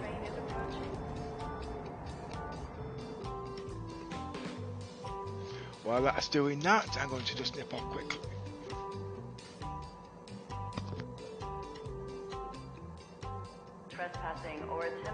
Please note it is serious and dangerous. We are a civilian, not military group. My job, I specialise in logistics. That's me, Little Miss UK. Trade routes, utilities, information technology, and to make sure the ship and crew has all the supplies and finances they need for their missions. That's what a logistics officer does.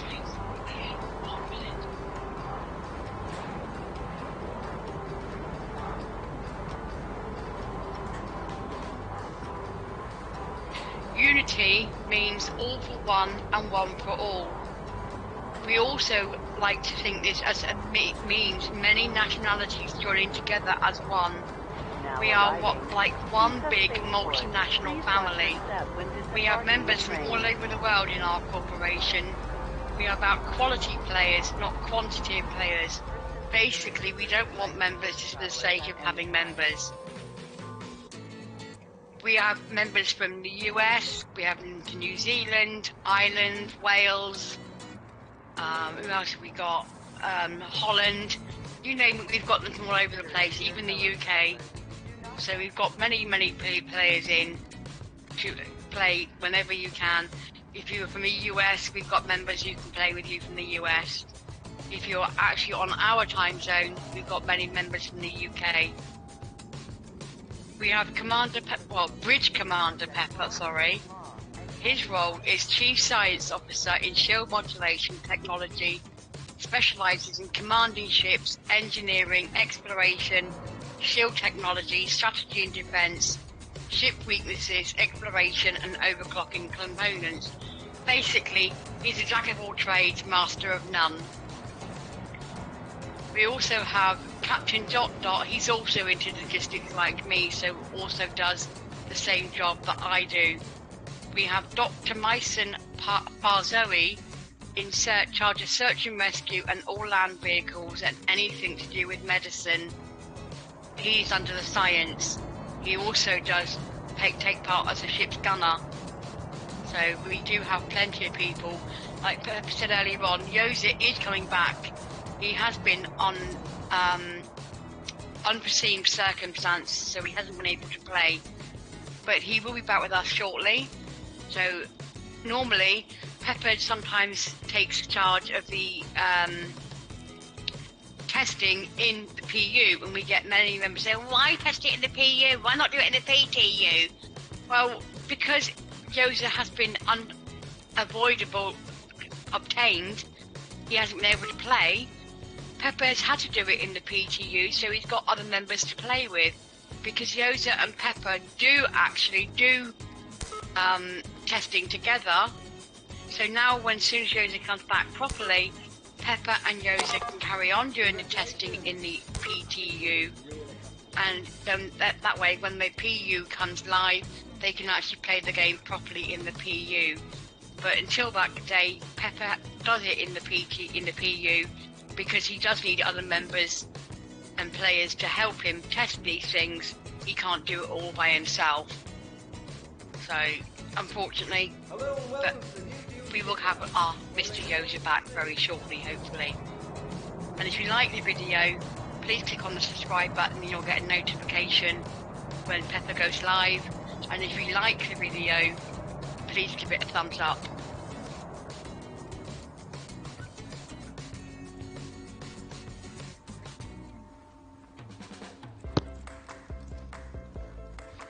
We've got Commander Dolphin. Oh, you can talk about Commander Dolphin come back with to chief of our security team. Oh yeah, I nearly forgot about him. We do have Fleet Commander Dofa. He is off sick at the moment, but pretty soon he will be back with us.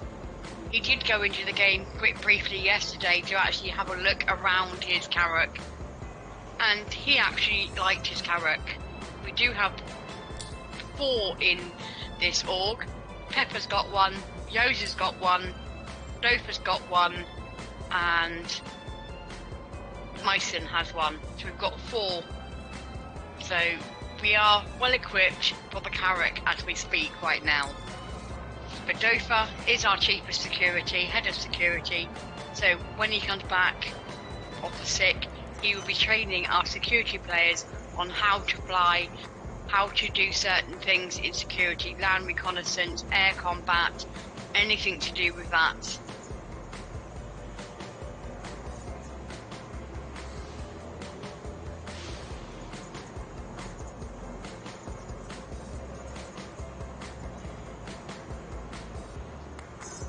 We also do have many new players that are still learning the ropes. Some like to do mining, some like to do security, but it's a case of teaching them as we can when they're actually online. So we do have many new ones, mostly from the UK, so they're on our time zone so we can get to them. But it's just a case of when they're not working, so they come on later on at night, say 7:30, and that's sometimes when Pepper's too tired to play. So 9 times out of 10 we try to get to play with them in the weekends if we can.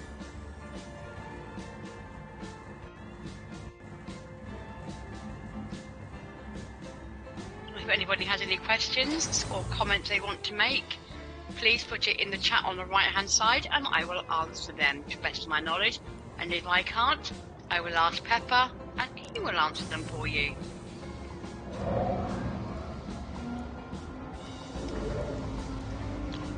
Of all the gabbing, I've forgotten where the ship is.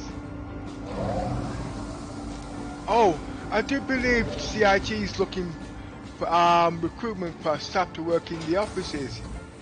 Have you got that information? Right. What I actually did, I googled Star Citizen jobs, and there are actually quite a few jobs in the Manchester area at Winslow. Let me just get the details, 1 second. Basically, they're looking for engineers. They are looking for all different types of players. 1 second, and then workers. Sorry, give me a second, and I'll find it. Yeah, you do that. And you get back to us, okay? And she says she can multitask. Well, you did sort of put that on the hop, didn't you? Activate systems. Anvil Aerospace, all systems online.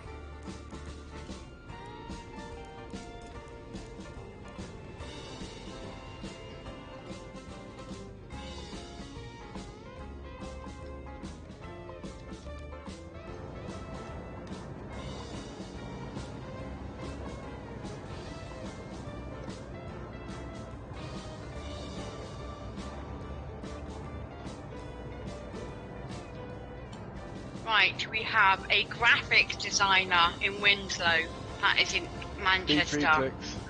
Roger. Cloud Imperium Games is the developer and publisher of the groundbreaking Star Citizen MMO and Squadron 42 single-player game. Roger. Full speed.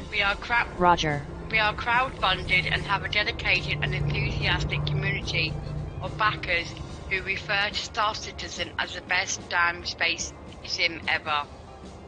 Based in Winslow, the main UK studio is a vibrant team of over 250 people working in a relaxed and collegiate atmosphere with our sister studios in Derby, Frankfurt, Austin and Los Angeles. Benefits of joining us are flexible working hours. Oh, they've got a pool table, an arcade game in the kitchens, and an in-house barista, a casual dress code, various sports and social groups, and fantastic team morale with extremely talented colleagues. Well, if they've got a pool table and the arcade game, if it's got Pac-Man, I'd be on it all day playing it. Not doing my job, so I wouldn't last long. An outstanding and versatile graphic designer is required to work within the marketing art team to assist the generation of a wide range of promotional materials for Star Citizen and Squadron 42. This is a unique opportunity to help bring in-game brand to life. Working across both digital and print media, the successful candidate will create brochures, logos, merchandise and other materials to support both individual promotions and campaigns. Job description: work within a team of in-house designers and 3D artists to develop promotional materials from concept to final artwork, generate physical and digital assets for key events, help create and maintain Star Citizen Squadron 42 Cloud Imperium games in game brands, design support for social communications, design support for internal departments. Requirements: 3+ years of experience within the design industry would be preferred, but a graduate with a strong portfolio of ideas would be considered. Proficient with industry standard software, Photoshop, Illustrator, Roger. in design. If motion graphics focused and After Effects would be beneficial. Possession of creative flair, Roger. versatility, conceptual ability and originality. Demonstrate graphic design skills with adaptability and style. The capacity to work Roger. across both print and digital media. Landing gear. The ability to interact, communicate and present ideas clearly. Accuracy and attention to detail. Knowledge of 3D software with lighting rendering ability. Basically, if you go onto Google, just put in Star Citizen jobs and you'll come across Star Citizen jobs on your Google. They have absolutely loads. They've got graphic designers, they've got game designer, props artists, senior character artist, network programmer, vehicle art director. What else we got? Hard surface artist, 3D vehicle artist, senior sound designer, senior game designer, junior audio programmer, and some of these were advertised only literally a few days ago. One here, the junior audio programmer, was advertised 1 day ago. So if you wish to work for CIG and in their Winslow office, go onto this site and apply. They are advertised on Game Jobs Direct. They are also advertised on LinkedIn. Where else have we got on here? Nuvu, I've never heard of that one, but that one's also on there. Glassdoor. So if you've got any of those, look on there. And they've got actually, and you've got them, most of them are actually in Winslow, in Manchester. So there are absolute props artist, associate producer Winslow. That was 5 days ago. Some of them are actually done like a month ago, but who knows, that job might still be available. Senior character artists, game designer, marketing and communications associate Winslow. That was 23 days ago. Senior games designer. You've got, oh, they've even got them on Jubal or Jobble, however that's pronounced. The graphics designer, Winslow job in Winslow, Jubal. That's Roger. Jubal, and that was 2 days ago. Well, you So know, they have plenty of, yes, okay, I'm pretty finished. so they have plenty of jobs if you actually wish to do it. If you want to work for them, just to think you can get free ships, that's not the way to go. Work for them if you want to work for them. Don't do it just because you want to try and get free ships. I want a free Okay. ship! Tough. You got plenty of ships.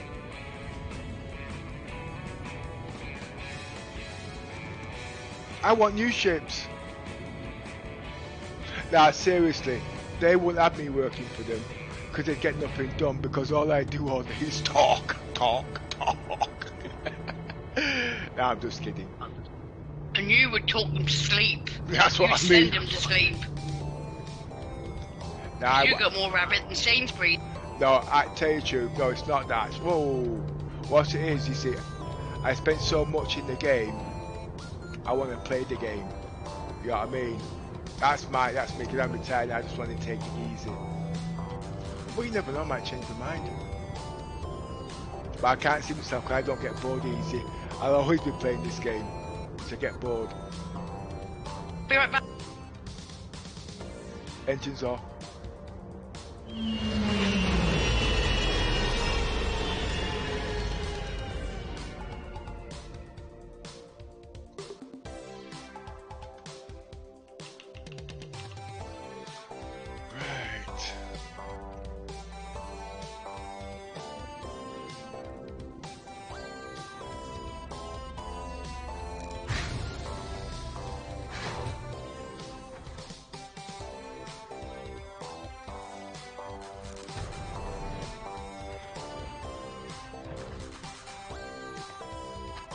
One more to get now.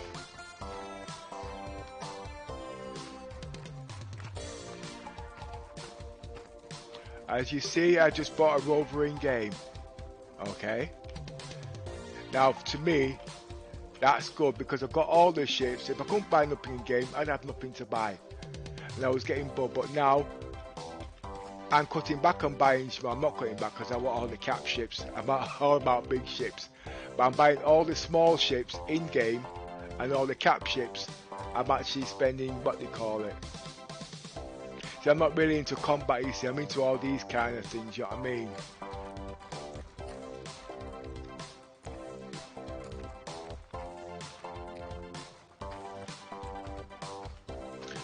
I think I'll put a ship on there for look on this. Pisces, please. It's already there. Can you see it? Look. See it? Yeah, I like that ship. It would be nice if we could turn off the names on it. But for me, I don't mean the names on the left hand side, that's a bug, we know that. But when I'm doing my own little world, I don't actually want the names coming up. Now I think in 2.6 you could do that, but I don't know if you can do it in these patches. I'll have to have a look it up actually.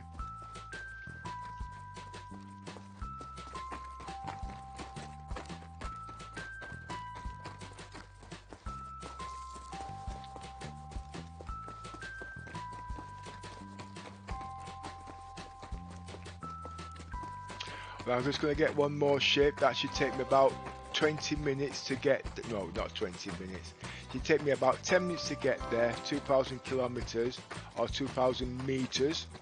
And I'm going to put all the 2 rovers and the Pisces on there.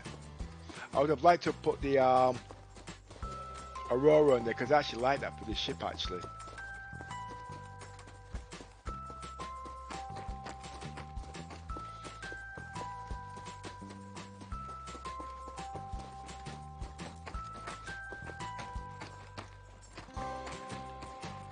I was going to talk about memory. Now most of you guys are having problems when your PC keeps crashing. Okay? Now, if you've got a pet, you don't need to become on stream. If you've got 16 gigs of RAM, okay, it's 1024 times 16 times 1.5. Okay? Now, that is what you should put in your configuration where you go to set your memory where you put your paging file. Now, what that does, it cuts down disk activity, okay, and crashing on the PC, okay. Now, the PCs have a tendency to overheat. Now, I repeat again, if you've got 16 gigs of RAM, it's 1024 times 16 times 1.5. If you've got 32 gigs of RAM, it's 1024 times 16 times 1.5. If it's 64 gigs of RAM, it's 1024 times 16 times 1.5. And if you've got memory like I've got 132 gigs, same thing again, 1024 times 16 times 02 1.5. Okay, and where you put these numbers in, you put them in, know where you do your paging file, you put them in there. You got maximum and you got minimum. You actually put that in there, and what that will do, that will stop disk flashing. That means your hard drive is not going like nobody's business, SSD or whatnot. It also cuts down your processor, etc. Right, it doesn't stop there. Okay, when you've done that, okay, you save it, you log out, and it should reset. Now while it's resetting, you must also delete your users file, just in case you might need to change certain things.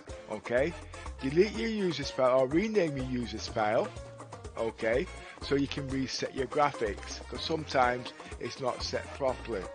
That also helps to cut down rendering. That brings down your power.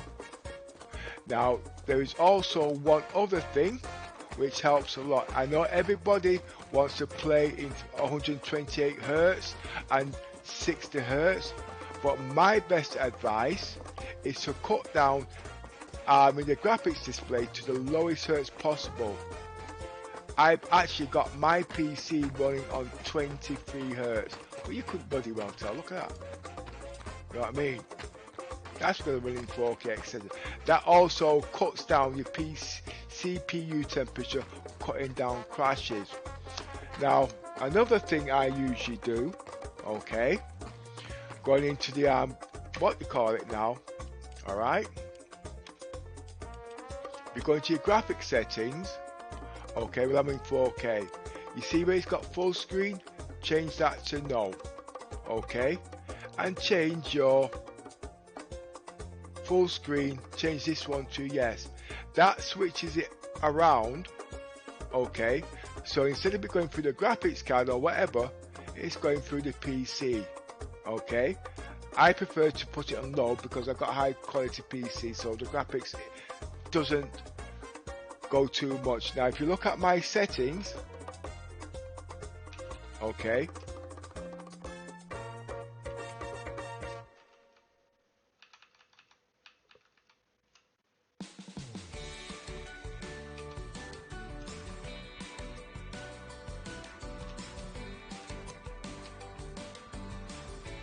right, you'll notice I'm running at 42 on the graphics memory. That's about half. It can run a lot higher, okay. My PC is highly spec'd, okay. And on the graphics, I am at Hurston, by the way, and it's running at 60. Now these keep PC temperatures low, and it also stops crashing. And now because I've also reduced my settings, I don't get overheating and it doesn't crash. Okay, now looking on your memory, your disk, you'll notice most people's PCs are up here. You don't see any activity because I'm not doing disk flashing, and that's where the problem usually is.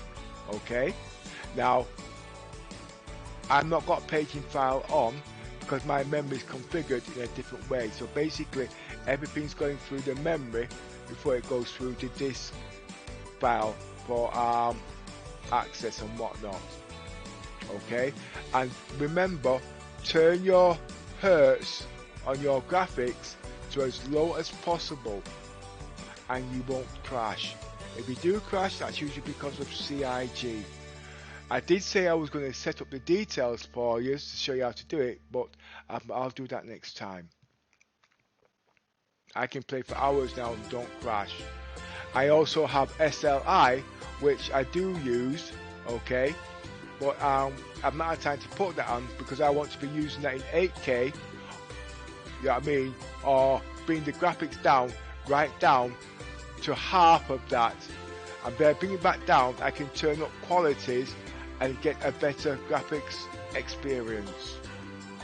I am using 282 1080 Ti's, and yes, I do a lot of 4K SLI but I've not got it set this time because I'm on testing. And when I go into the PTU next week, I usually like to turn these things off, because obviously sometimes when testing, CIG things can be a little bit unpredictable. I don't want to blow things.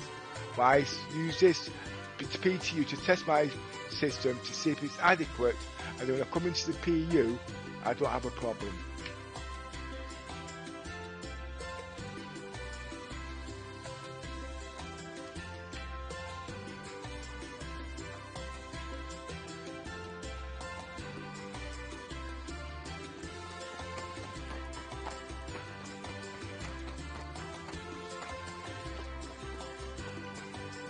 You'll find out you'll cut your PC resources down by at least 30 to 40%.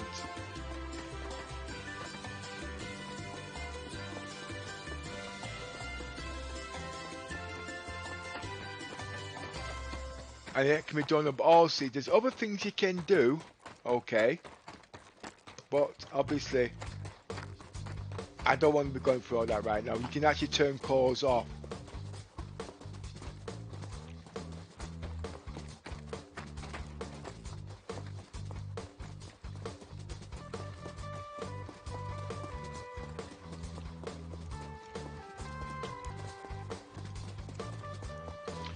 I just really want to stream Star Citizens. I know you'd like to see how it's configured so you could do it as soon as possible. But some of the main programmers will have an idea. We know it works because I've done quite a few PCs in our group and they are happy. One more other thing I forgot to mention. If you've got low memory, okay, sometimes you might have to times the memory. Like for instance, let's see if we can get into it. Oh, I've lost it. Roger.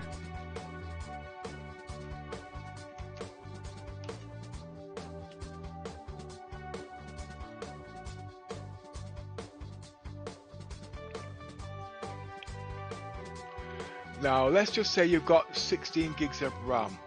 Oh, I'm on 24. Okay, can't do it that way. Now my PC is highly spec, you see. That's why I'm using 24 gigs. It's in 4K. But say you've got 16 gigs of RAM. Normally you're running in 1080p. Okay. If I'm right in saying, I think the game won't use no more than about 8 gigs. So if your PC is running on 8 gigs, obviously in some cases you can't use 16 gigs. 102, you can't times 16 by 1024 times by 1.5 because you've only got 8 gigs left. But you can times 1024 by 8 times 1024 times 8 times 1.5, because remember you still have to have memory reserved to play the game, and you don't really want to go too far because obviously if you've not got enough memory it will go straight to the disk drive. But because I got so much memory, that wouldn't happen. So if you've got 16 gigs and you're playing in 1080p, and I think you use roughly about 8 gigs of RAM to play the game and other resources in the background, you've only got 8 gigs left. Okay, so basically that's my maximum memory. That's how much you're using. But in your case, this would be 16. Okay, and that would be 8. You've got 8 gigs of RAM left. Okay, so you take the 8 gigs of RAM, times that by 1024 times 1.5. Okay, sometimes it's best to have a bit over. A lot of people say no, that's not the way it works, but it's worked for me and a few of the other people in there. Okay, but I will be doing a video on that to show you how it works, so you can play the game and you won't crash. I'm not saying you won't crash, because obviously there are bugs in the game that will cause these things, but that will limit it right down. If you're running Discord, that can crash your PC. All sorts of things can crash your PC, but it's understanding what's going on. But the most of all is the overheating. If I wanted to turn that down, okay, because that's a bit high, all I would have to do is go to Core 2 on here, Go into that, go to infinities, go to core 2 and turn it down, turn it off. Then that core will turn off, but that's in Star Citizens, so it's got other activities. I'll turn down the core, turn off the program that's using that core to give the game more activities. Now, you might say, well, I've got 20 cores. You might say you've only got 8 actually. With 8, you can still run this game on 6 cores, okay?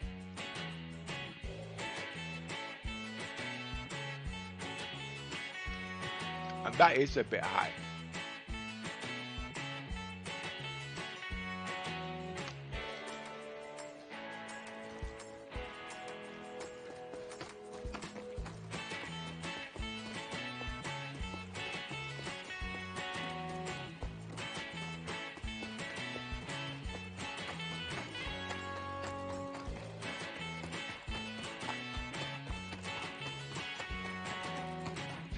Daylight will be gone soon, but I'm not going to rush it.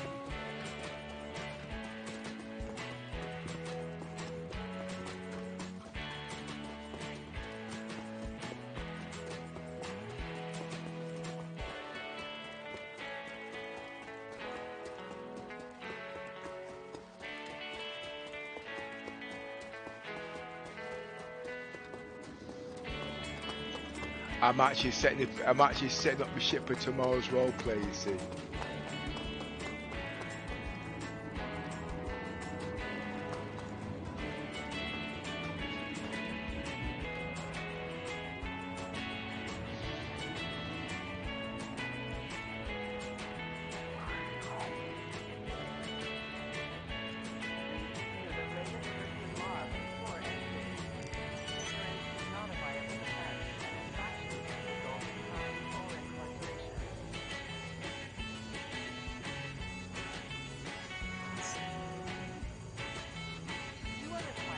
Your ship has been delivered to the following landing pad. I might even set up my Toby eye tracking next time to show you how good it is with this game. The immersion on that is really good. Okay, all it uses it apart from the head tracking, which I've not got working properly, but the eye tracking is just mind-boggling.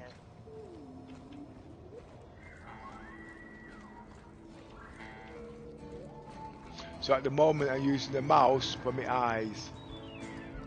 That's the best way I can define it. I threw the first one in darkness, now I'm finding this one in daylight.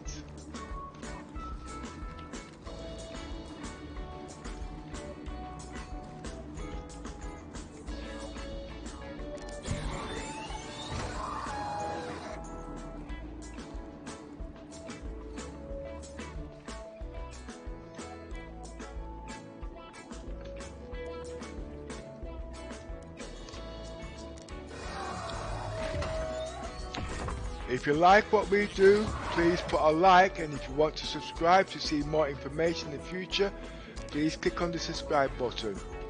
If you'd like to join our Unity and learn a lot more on what you can do in the game, our link is below. Activate systems. Welcome to F8C Industries. Enjoy the ride. System check.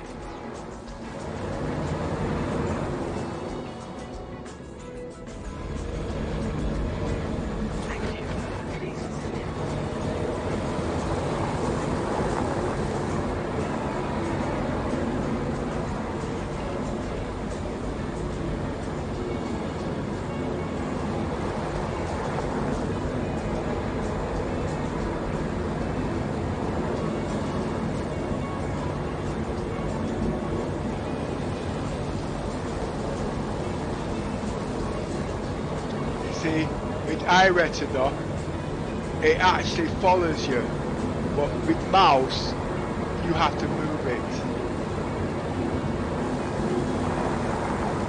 which doesn't feel the same. And when you're going over bumps, you actually see the shakiness and the rocking. And if you're coming towards objects, because your eyes are taking the information, you automatically come off the gas, just like you do in a real car.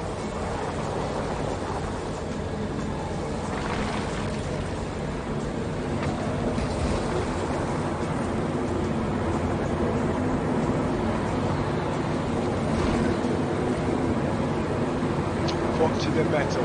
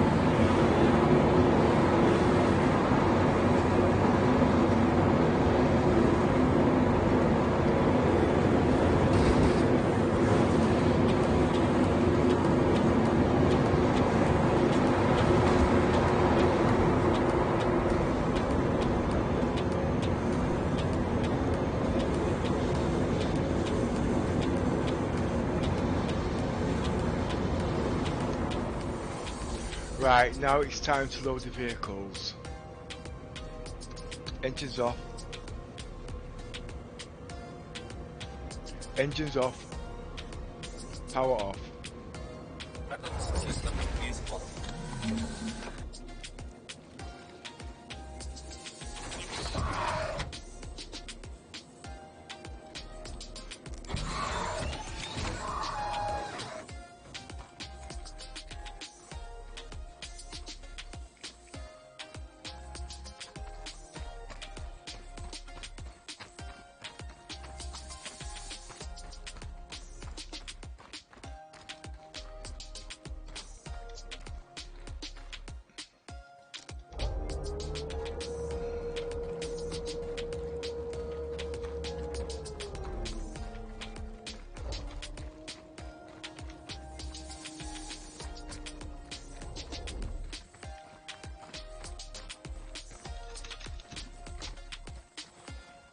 There are several ways to load the vehicles when it's in this situation.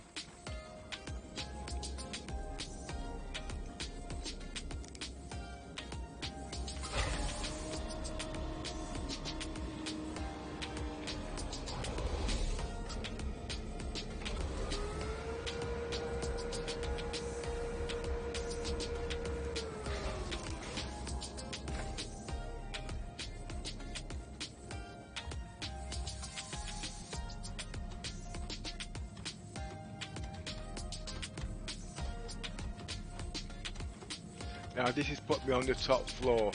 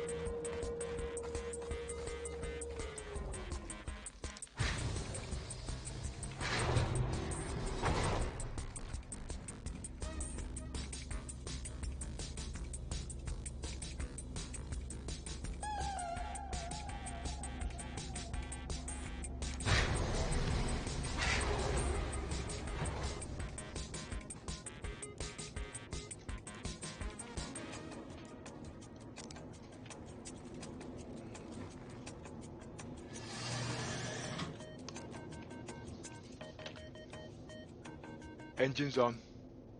Engines online. Speed 4 clicks. Roger. Takeoff complete. Starboard proximity alert. Why is my control so twitchy?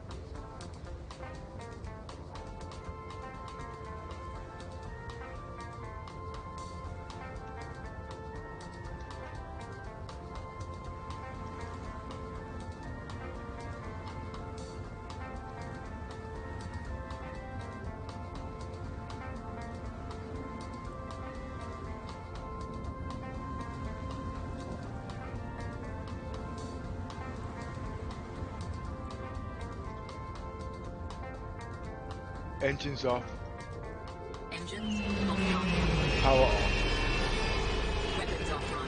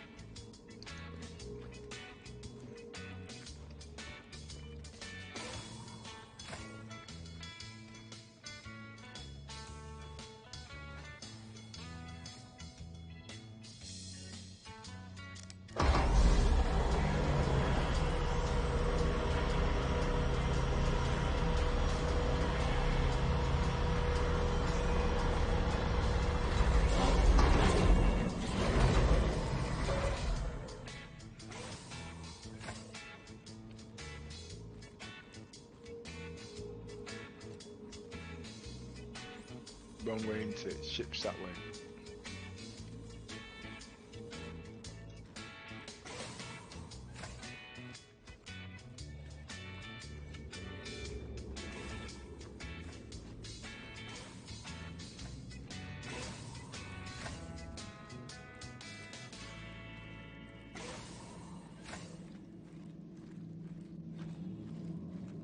Don't know how I'm going to bring the rovers in, Josie. I'm still thinking about it.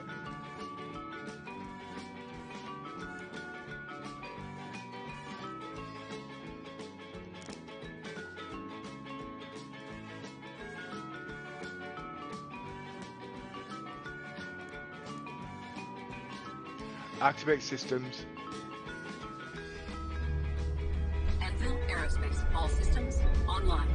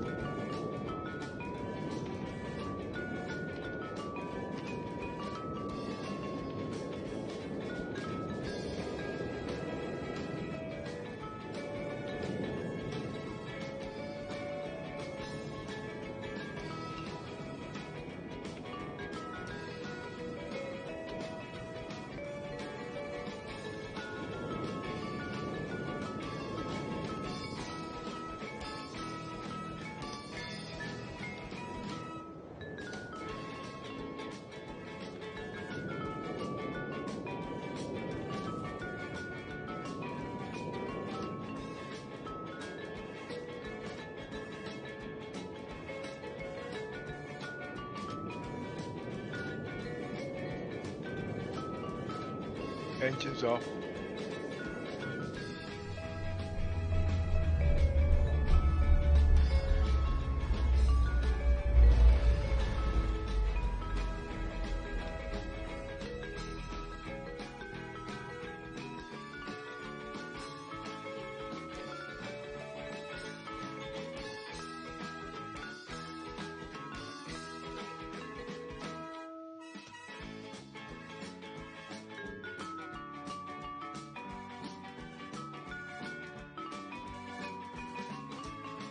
But it looks like it's down. That's okay. Close the doors.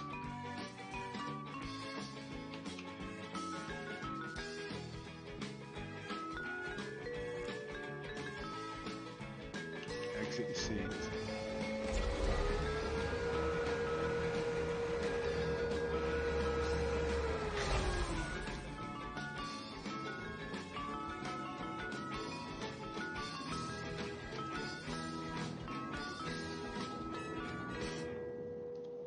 Okay, now we can load the vehicles.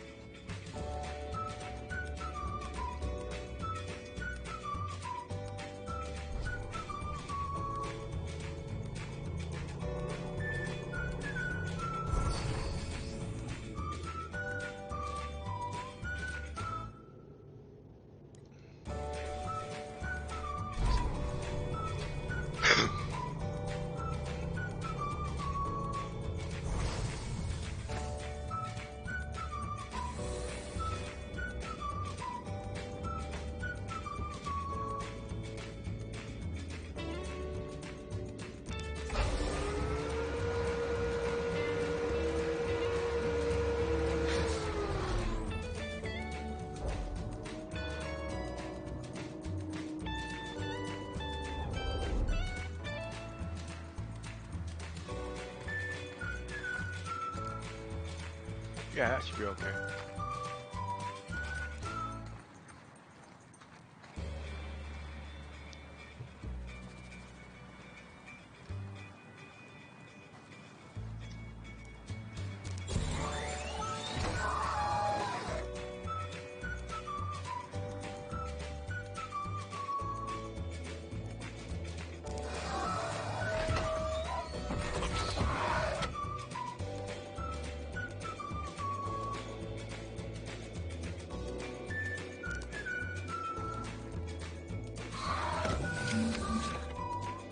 Activate systems. Welcome to Rocket Space Industries. Enjoy the ride. System check.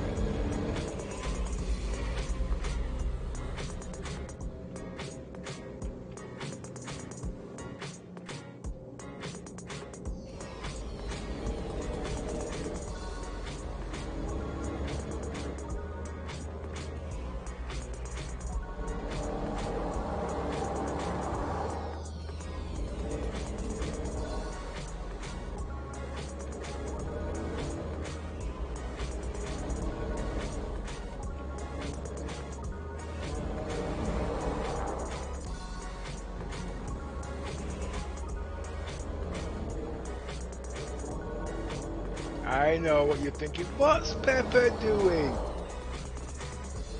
I'm parking. I should have brought it in reverse actually, but I didn't.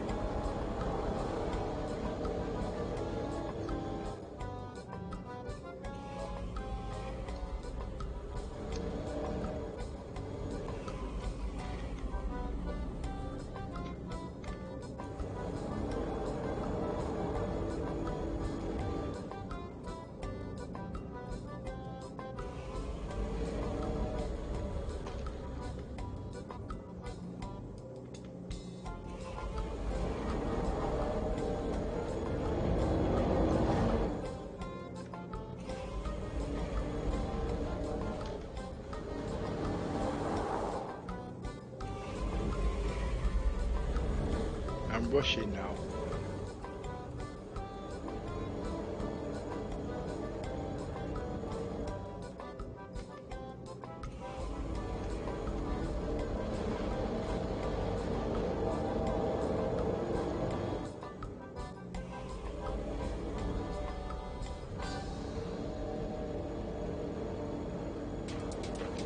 I'm too tight against that wall.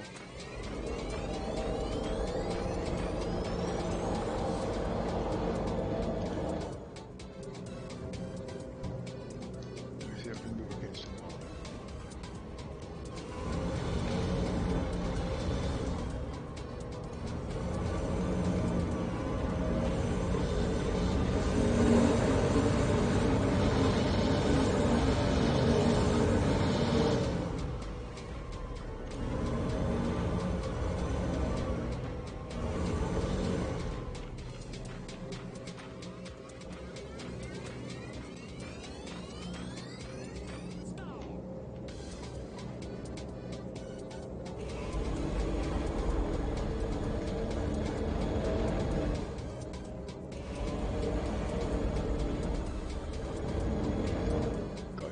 Against the wall.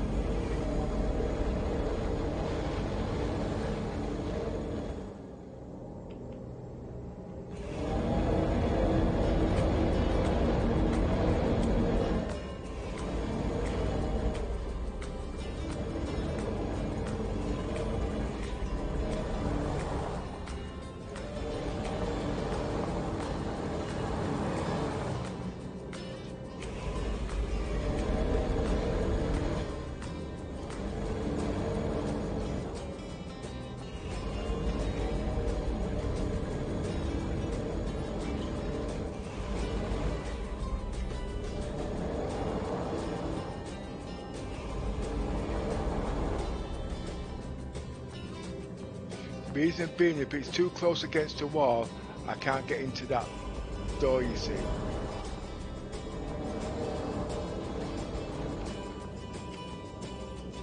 Engines off. Power off.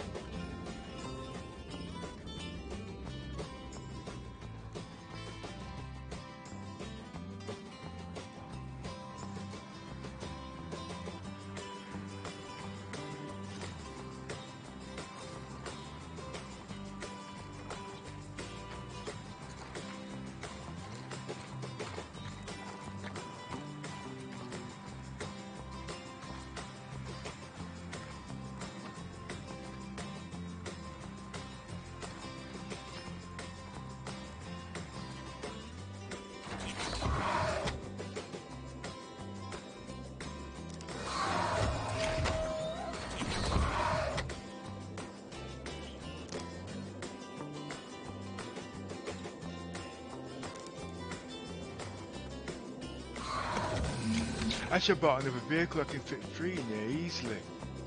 Activate systems. Welcome to Rocket Space Industries. Enjoy the ride. System check.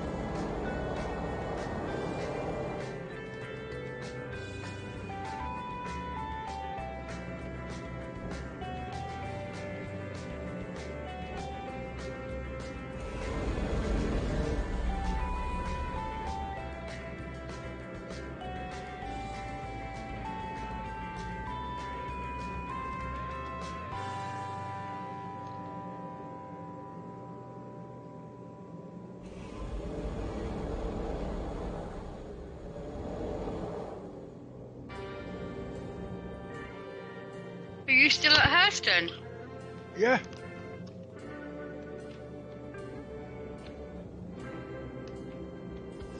I'm just parking the rovers inside the rover at this moment as we speak.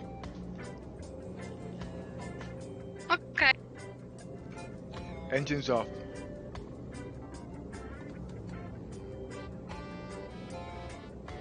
Power off.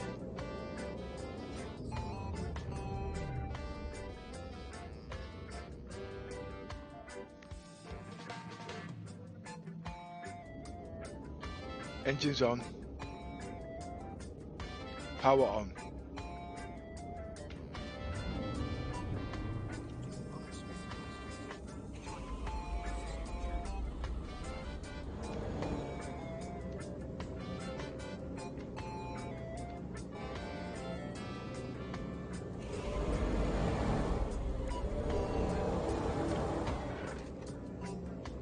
Banged it.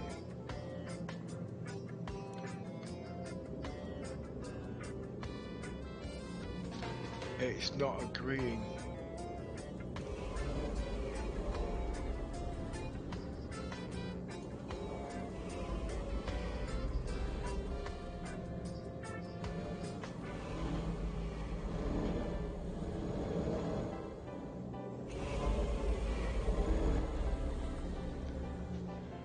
Power off.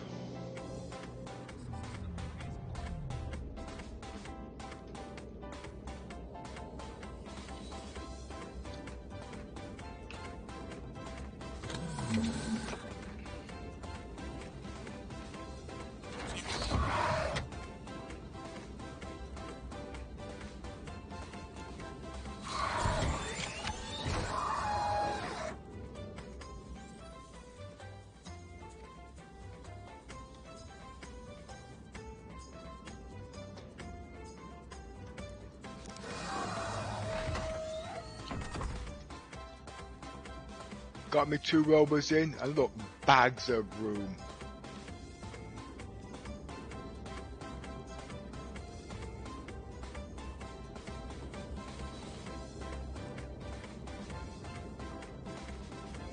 Two more cyclones in there could fit.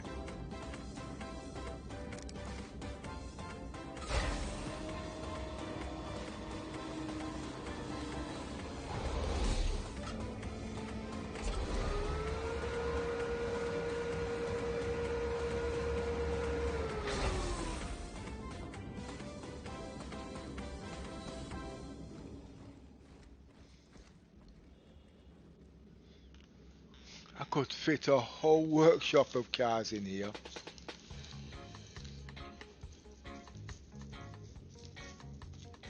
One for each member of your team.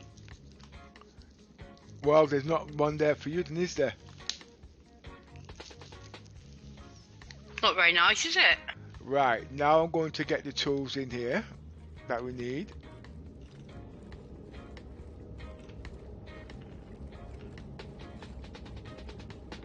Space is okay.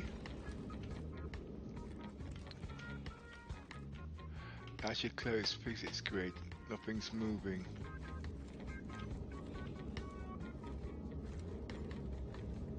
I believe I could get another rover in this party here. I've not tried it actually, no. It doesn't look like it.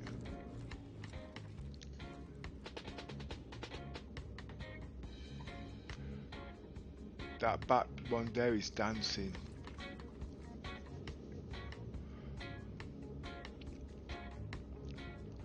Or 2 more cyclones on here. That's 4 vehicles.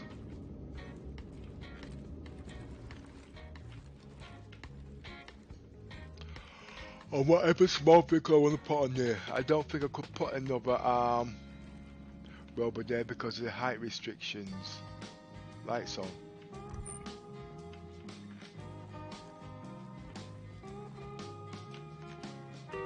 It's almost flush.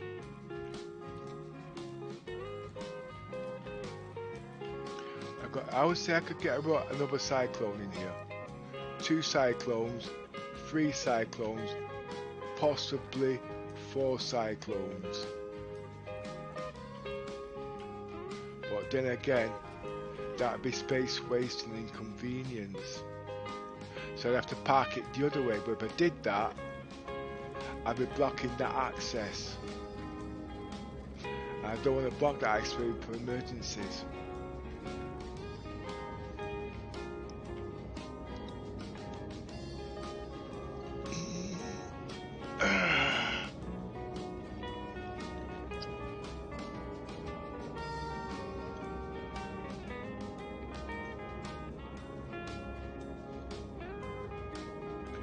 And that took me 2 hours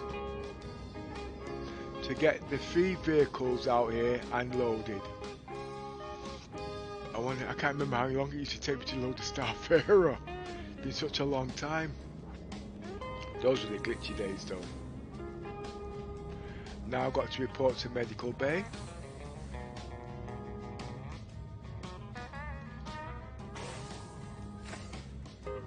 Lights off.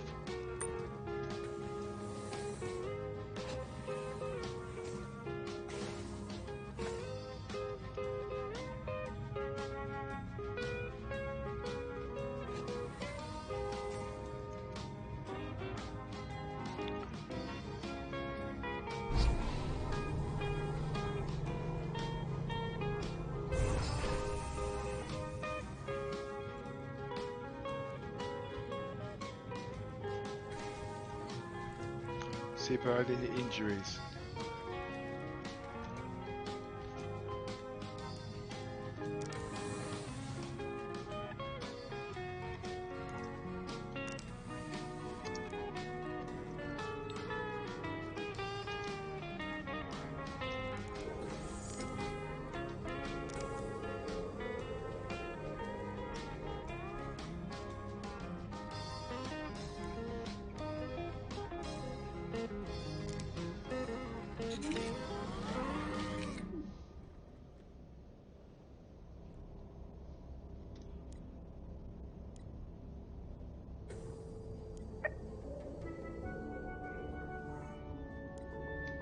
Got no treat injuries. Look at that.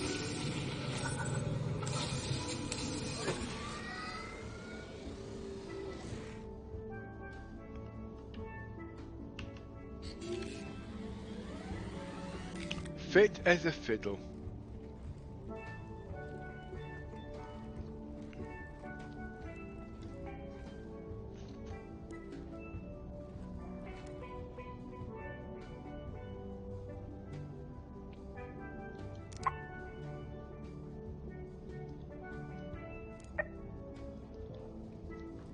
Just double check.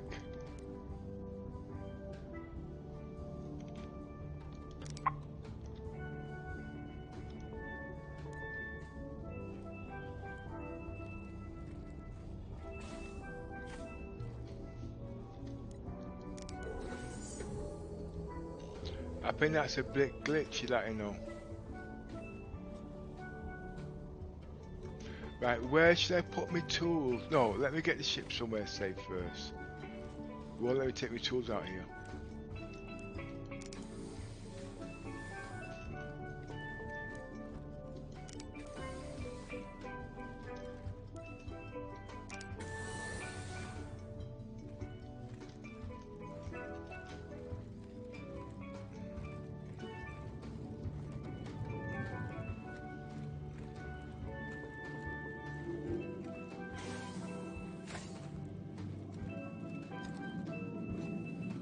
Oh, it's got dark.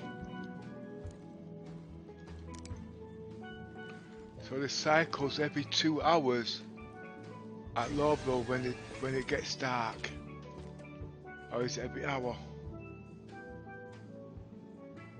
1 hour of darkness and 1 hour of light. Engines on. Engines online.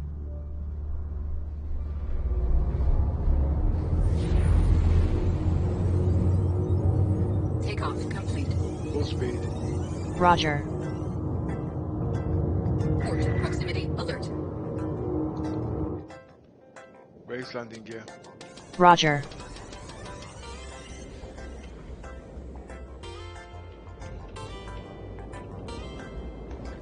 See?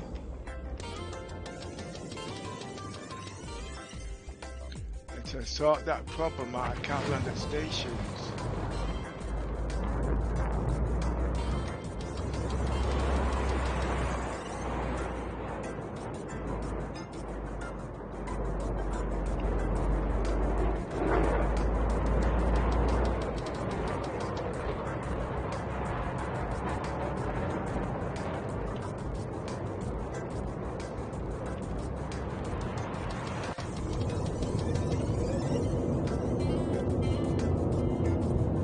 Activate autopilot. Roger.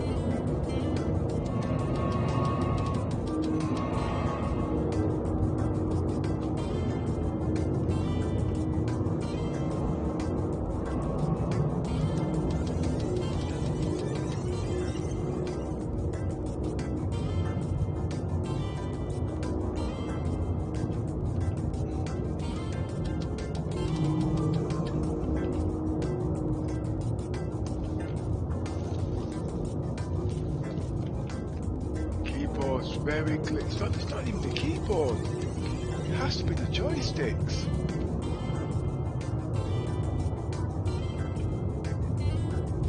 So are you telling me when you get your new ones, I'm going to get broken ones? I'll stick with your own then.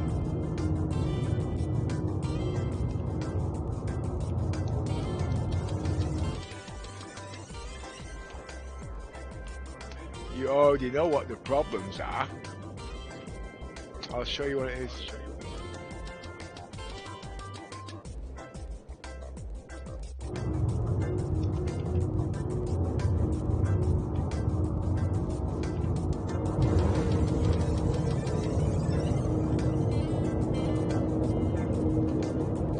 Full speed. Roger.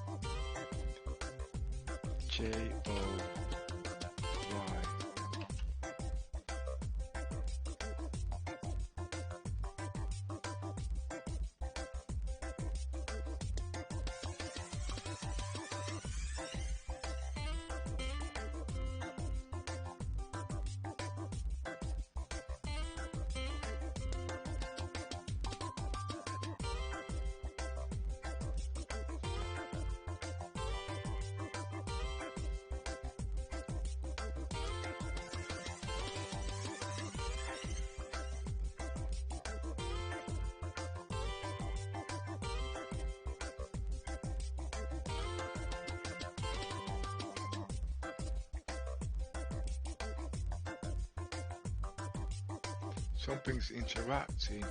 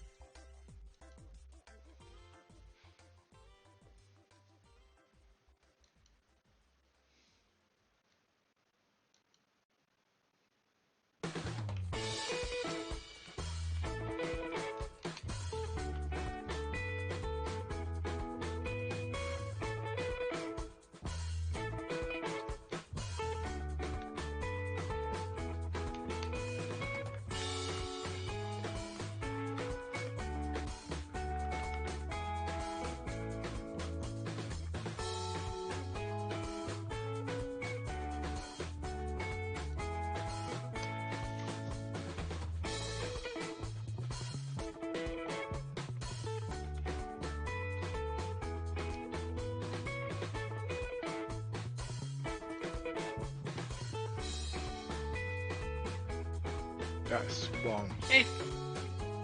If anybody would like to join our organisation, please click on the Discord link in the description below and come join us and come say hello.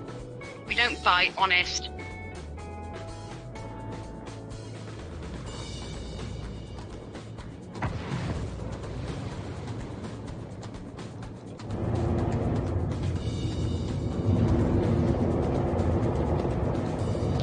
the altitude 5,000 feet.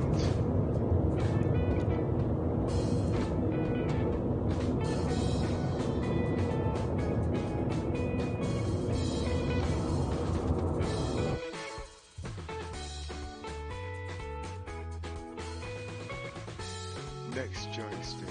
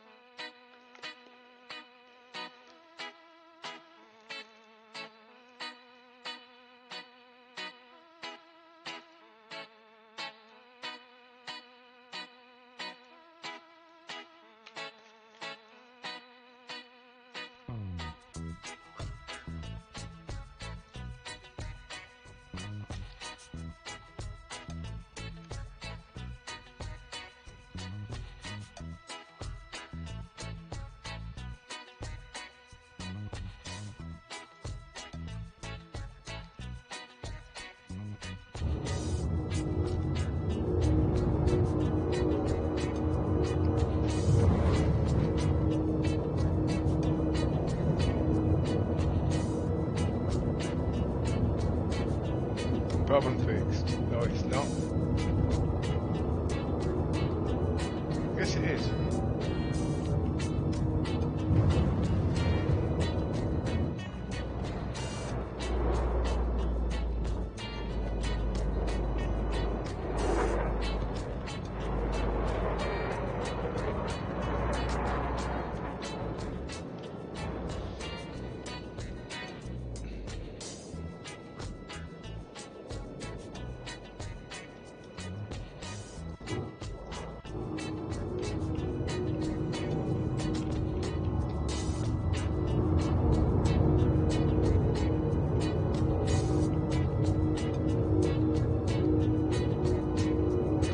It's set now. I should be able to fly to them stations now without a problem. But first I want to do is put the tools in the medical bay that's needed.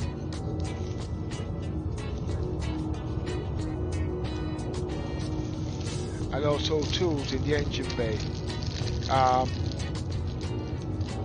Repair bay.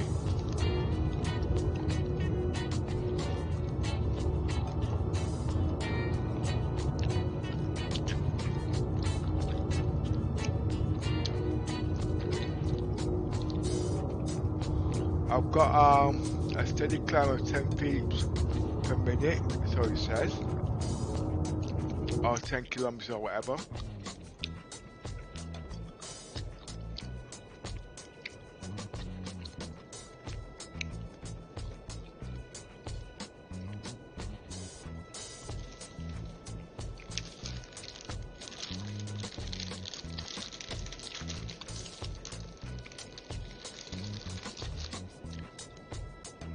I might do some cargo run.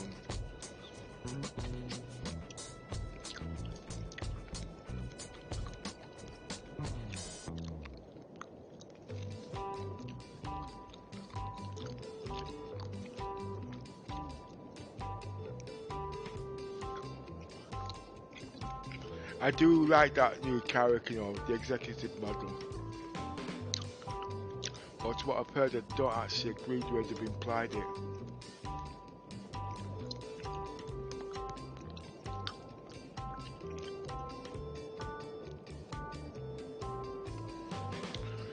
They should have given you the option if you wanted to change the remote time from one size bigger on the guns and the skin.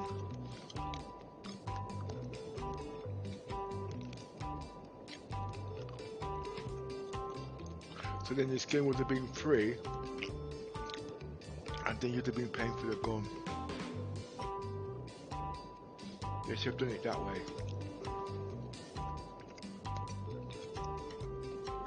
and then I would have upgraded this ship, bought the Pisces AX or whatever, and the luxury executive Carrack, with the option if I wanted to, or if it came stocked with the size 5 guns on the remote torrent. I don't think that would have hurt them.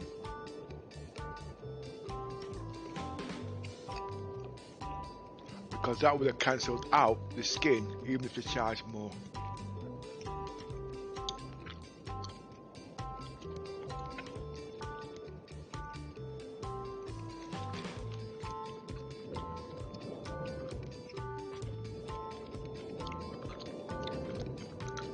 The Carrack doesn't need the extra firepower.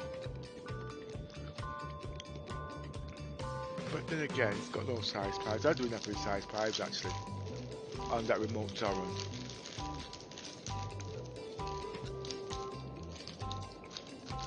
But anyway, I don't make the comments, it didn't really matter to me, but still.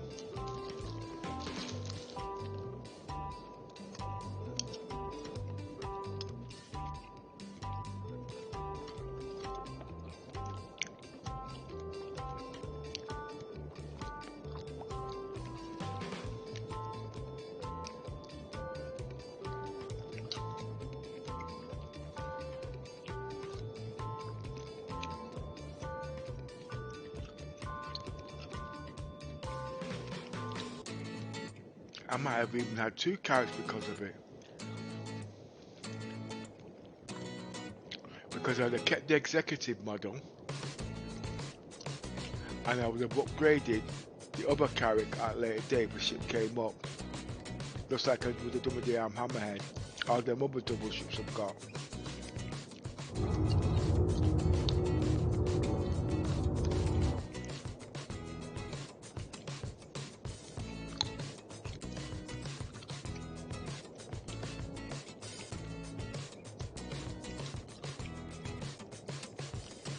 Or I made my mind up. You come, miss? Yes. I made my mind up. I'm going to keep the Kraken privateer. Okay. It's got some things on there.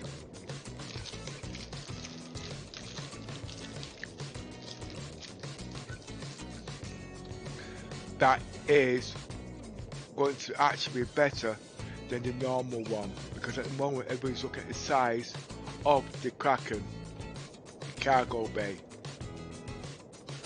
and not the versatility.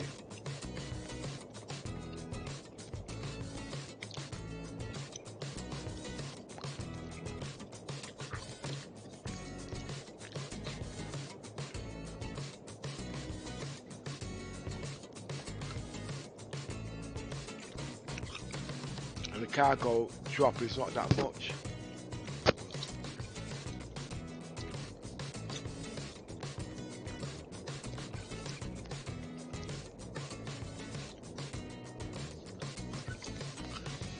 Now looking at the size of the shops, now that I understand the proper dimensions, I'm not too sure if they could turn one of those shops into a med bay.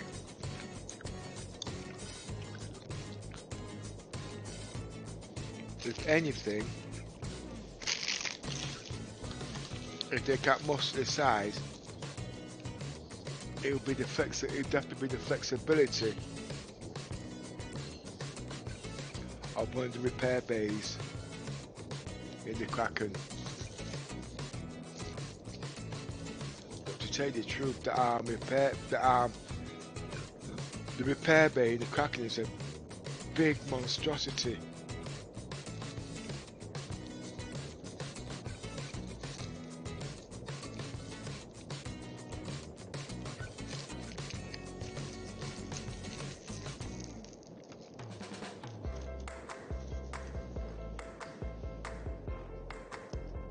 Right, so how many people will the Kraken privateer have?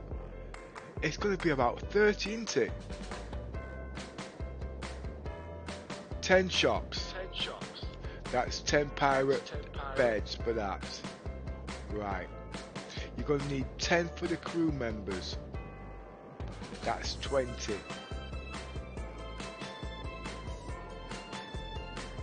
And they've got the hubs for each ship that can land on there. That's 2, 1, 2, 3, 4, 6, 8. That's another 8 beds. That's 8.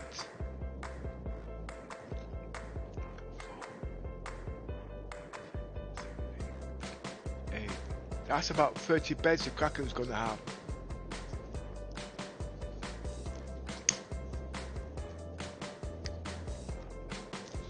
Unless they play with the size again. 10 for the crew members, 10 for the privateers, and 10 for the landing for the guys on the landing decks.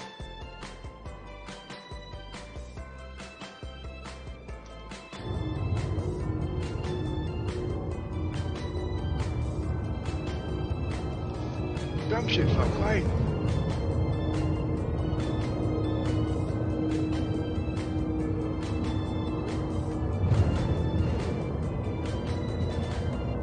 What's the altitude?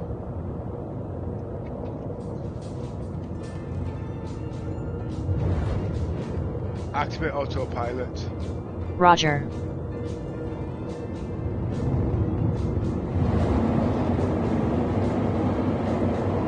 Deactivate autopilot. Roger.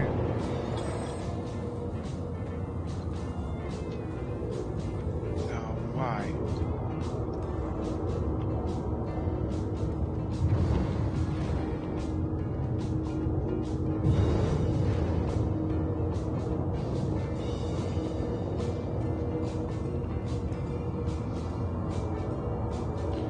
Deactivate autopilot.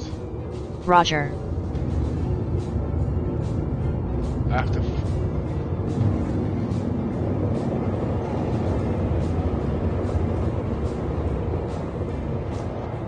Right now I can land. What's the altitude? 12,000 feet.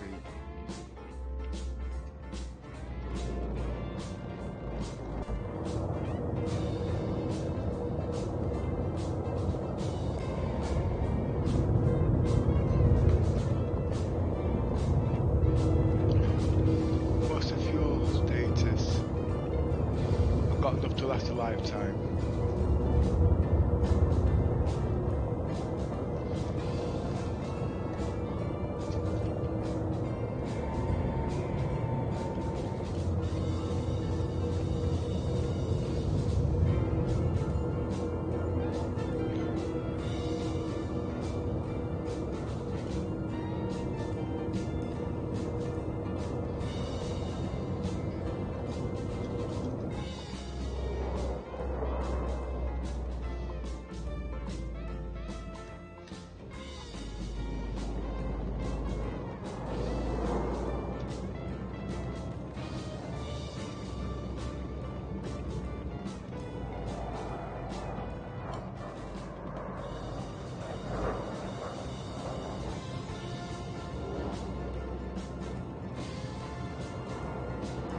If anybody watching the video has any questions, please put them in the chat on the right hand side, and if I can't answer them, I'll ask Pepper and he will answer them. I won't know the answer. Well, you might, you don't know, you know more than me. I don't know anything. Yeah, alright, behave. Yes, Mummy. No, you're older than me, so I'm not old enough to be your mother. Oh, who says? I thought you like equal rights. You're an idiot. I was born that way, don't tell them that. Well, you just admitted it on live stream, so I'll bet everyone knows now, sorry. No, that was my twin counterpart. You don't have a twin. You'd be surprised. Me, on the other hand, yes, I do have a twin sister. Oh my god. Happy days. I keep forgetting that you're a twin, you know.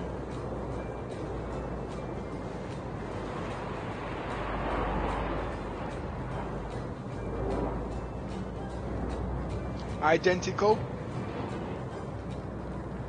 Supposedly. God.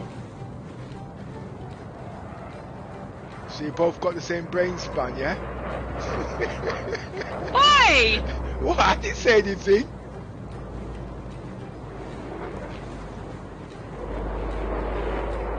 I must be one of the lucky ones. Why is that? One of my achievements, I can add to my trophies.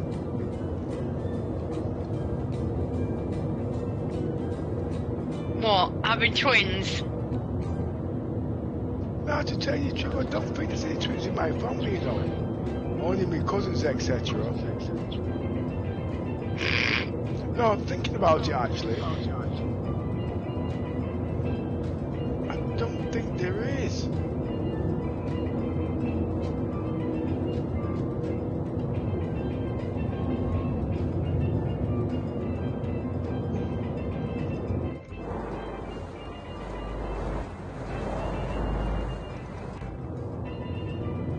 No, there isn't. I'm just trying to remember through all the little brain cells I've got. Brain seizing up. Wow, you are getting on a bit now. Hey, I'm still strong with my Zimmer frame, you know.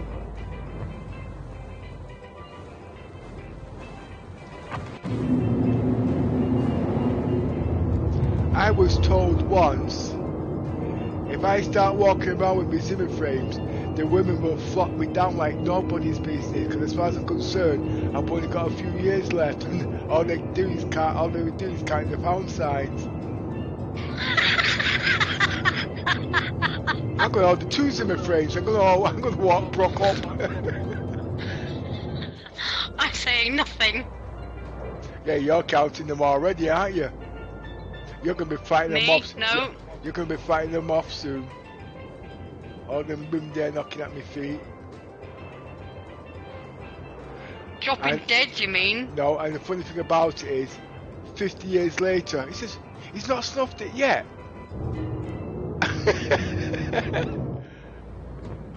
Because there's nothing wrong with it in the first place. Sorry, ladies and gentlemen, he does live in a cloud cuckoo land. He lives in his own dream world. Is that right?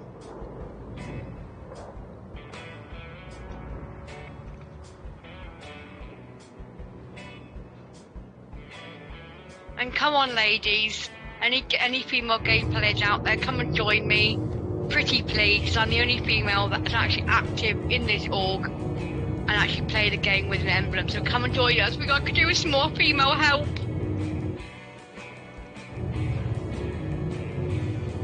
More for my pleasures. Not on your Nelly. Aww. Don't worry.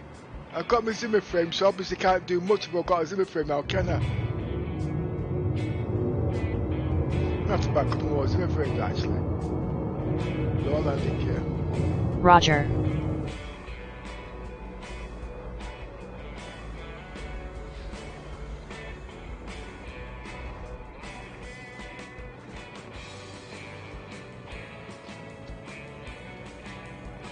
Now basically, our organisation does cater for both sexes, and what I mean by that is we've also got private quarters for the females, so they don't wish to mix with the male population and form an organisation, they can do that. Not even I'm allowed in female quarters.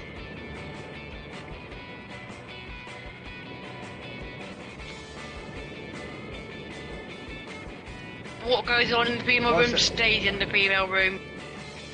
See, you can't see nothing. Lights on.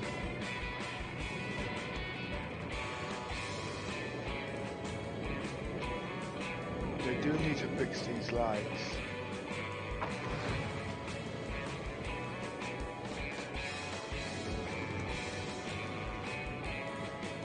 what's going on?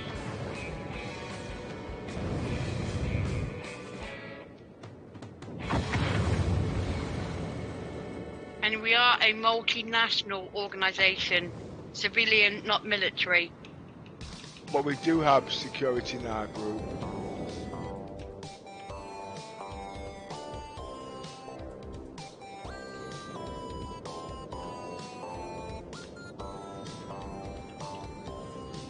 See, this is strange.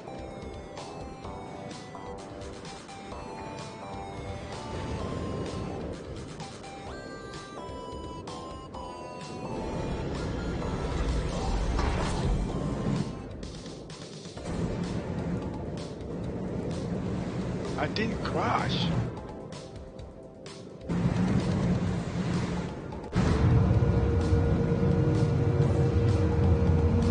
Starboard proximity alert. I can't read this. I'm upside down. Can I turn around? I'm upside down, push up.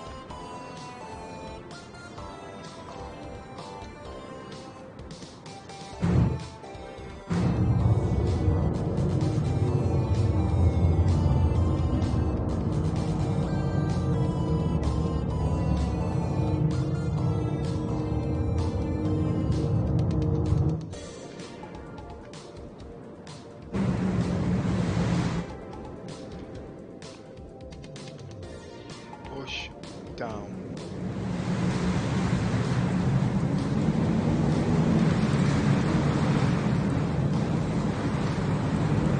Okay, that's not going to work.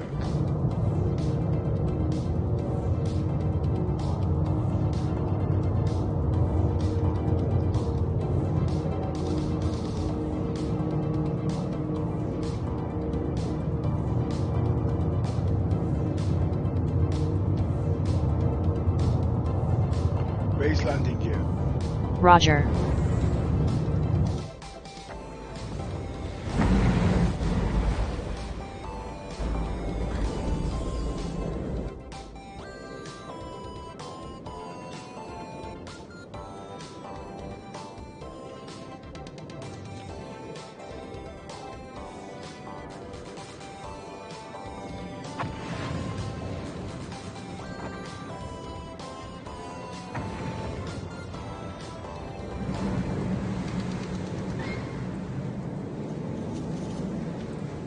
See, I don't even know if I'm...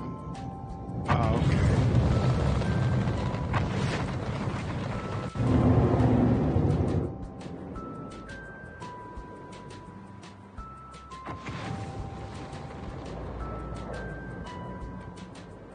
That was strange.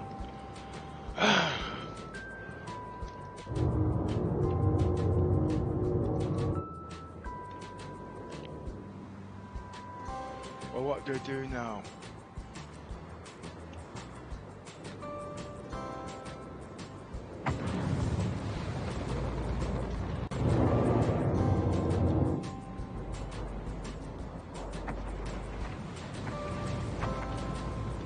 It's not going to allow us to land on the planet. Low landing gear, let me try again. 1,000 feet.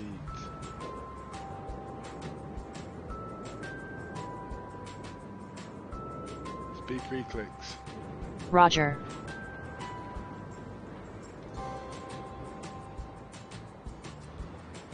Low landing gear. Roger.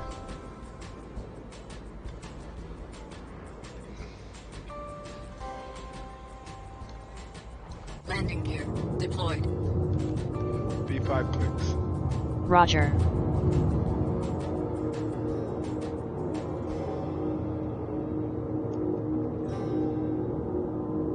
Deck proximity alert.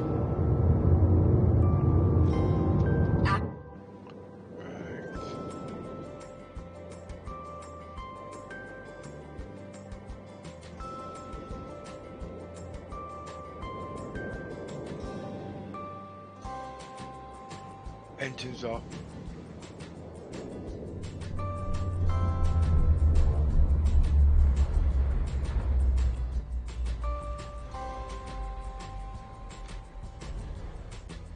Engines on.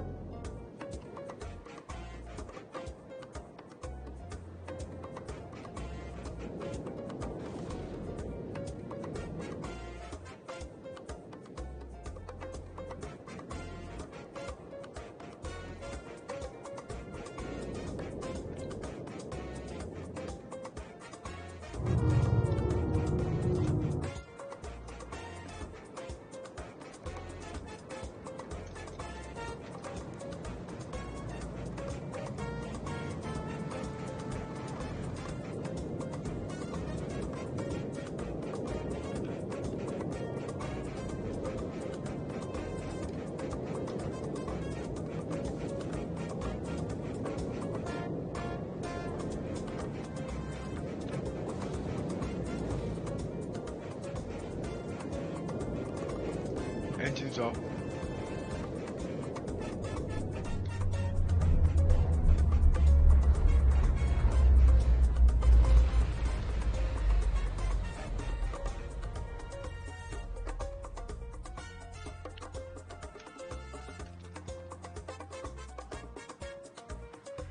It can't land on the planet.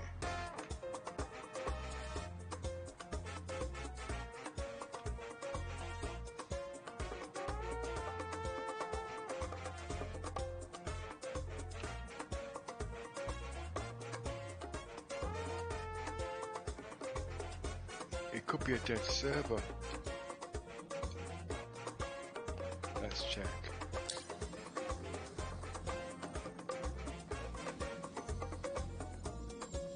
Not according to this, it's not.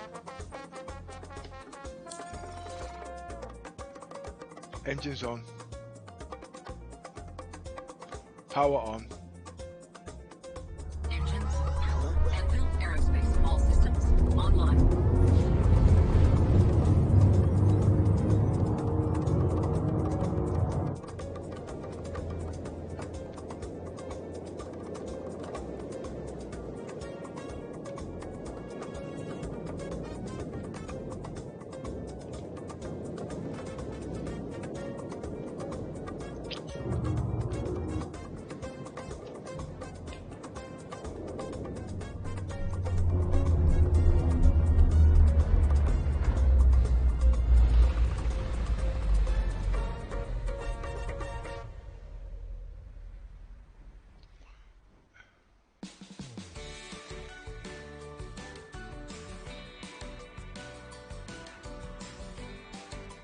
No, it's not having it.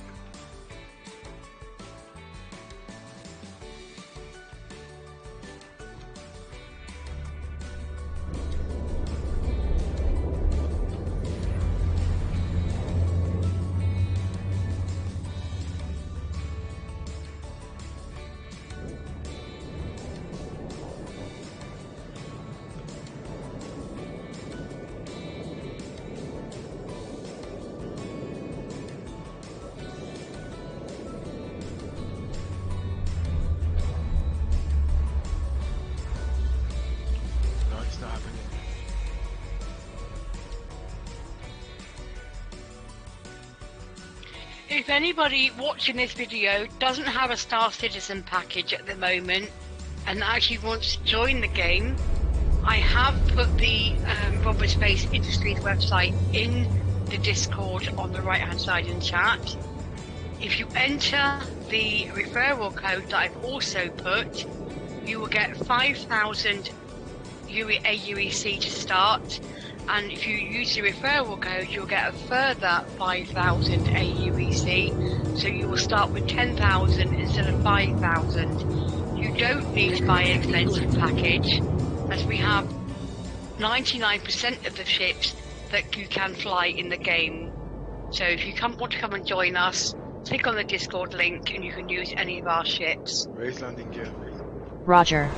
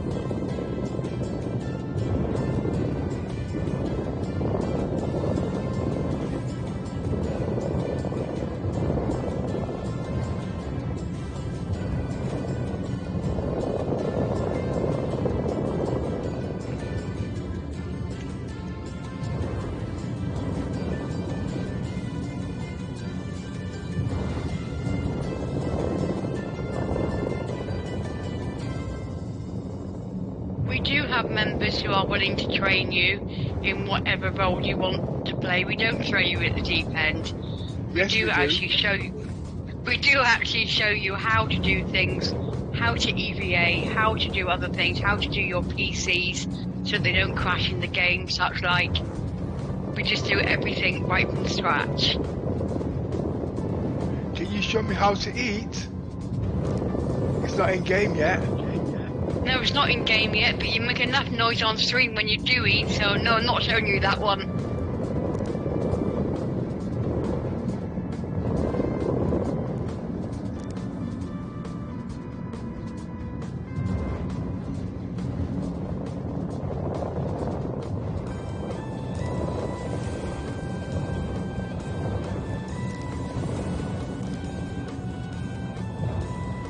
I think I'll go and offload stuff in the what they call it, bay.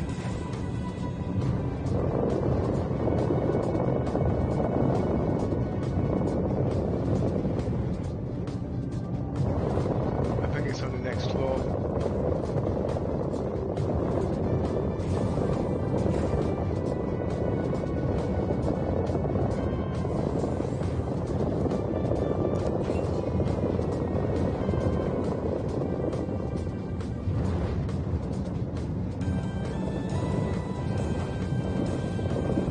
That's another thing they should have in here.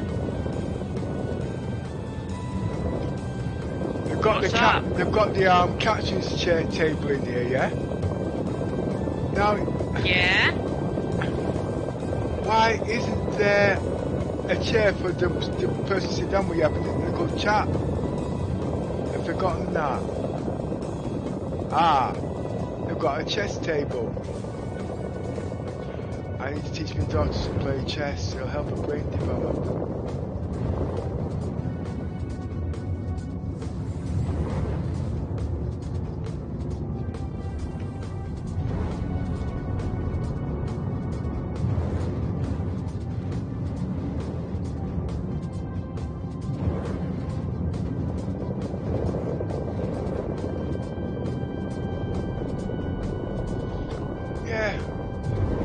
Any bathroom.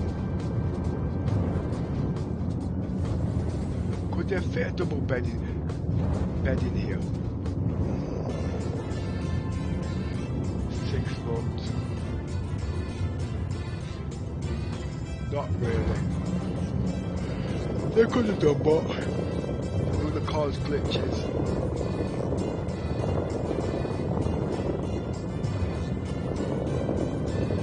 Then again, let's have a look.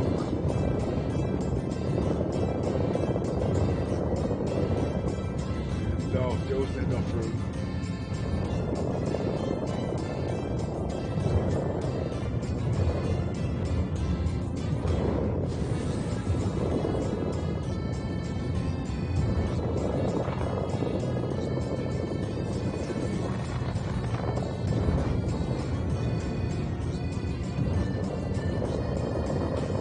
Depends on the whole variance of the partitions.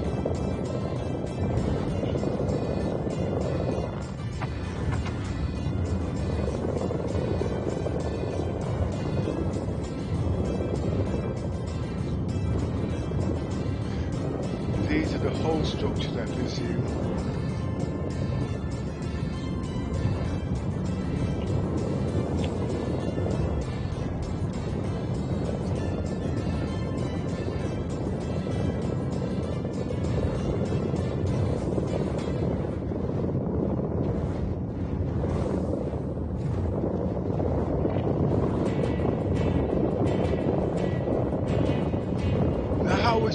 You reach those?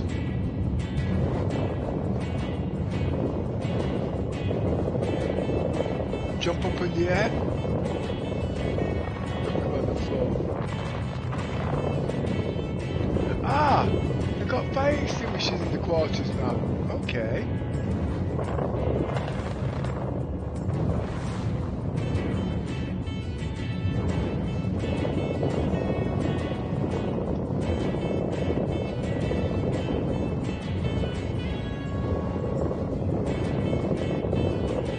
I don't know why they got booze, man. I don't drink.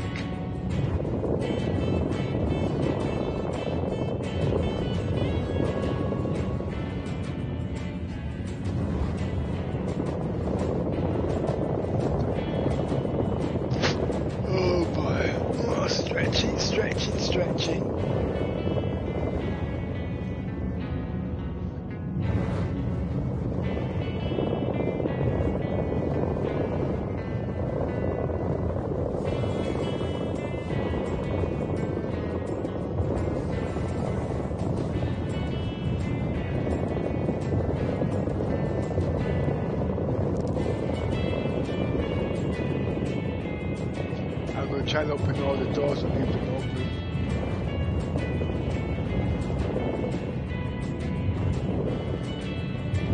There's nothing in here. They should have given us at least one terminal that we can use apart from the ship, so I could have done things like shields. They give us no access controls at all whatsoever.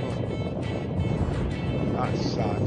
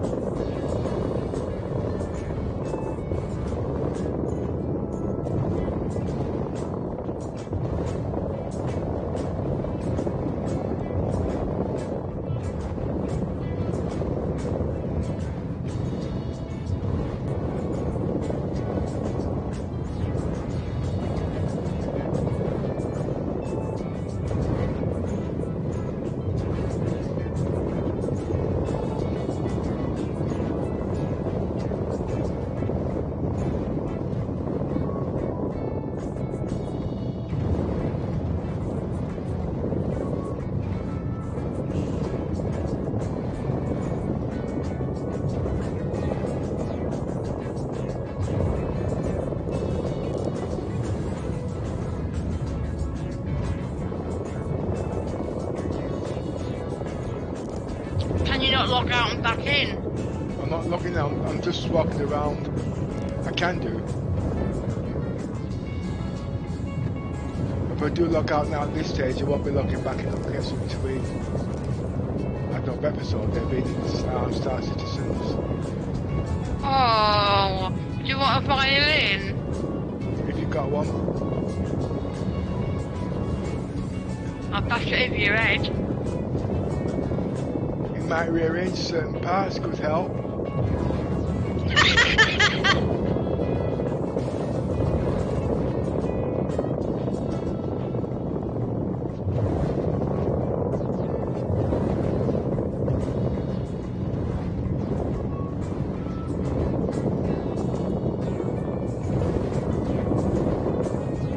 Engine, yeah, I mean, now doing it.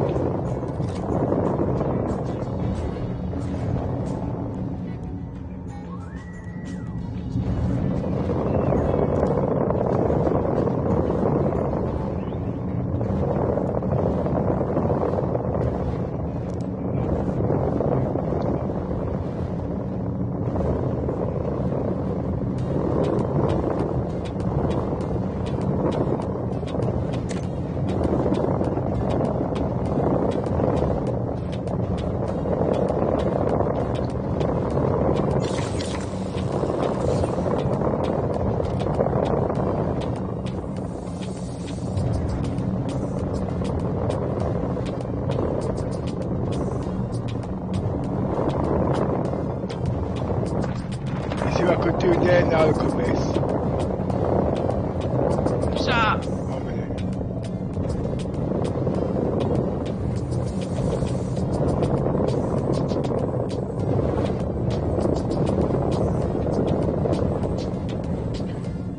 I'm trying to place a gun inside on the what do you call it?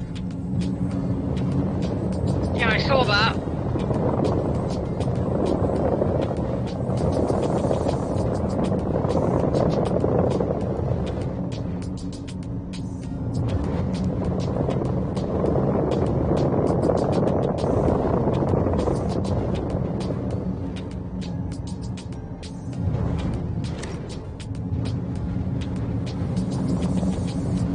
It won't let me.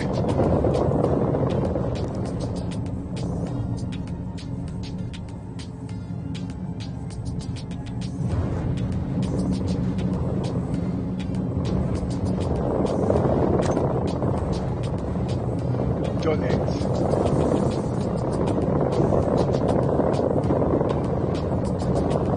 That's why it's moving.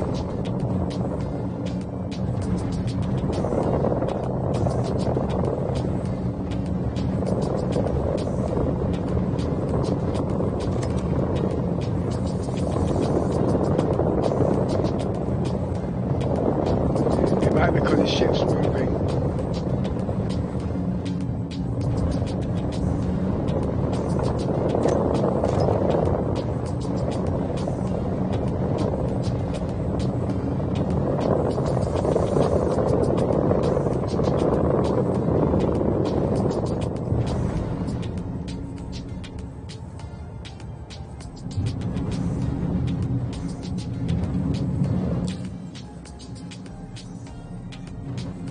That's unstable now. That's not going to stay there.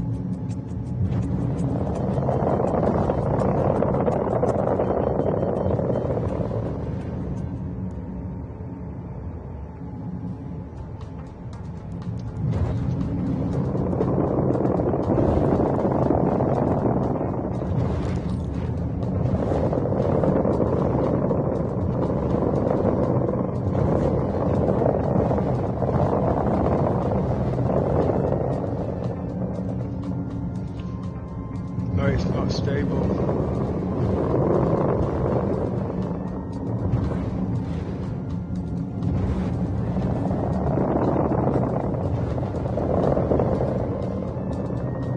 Right, so now they got... you wonder what a knife done there.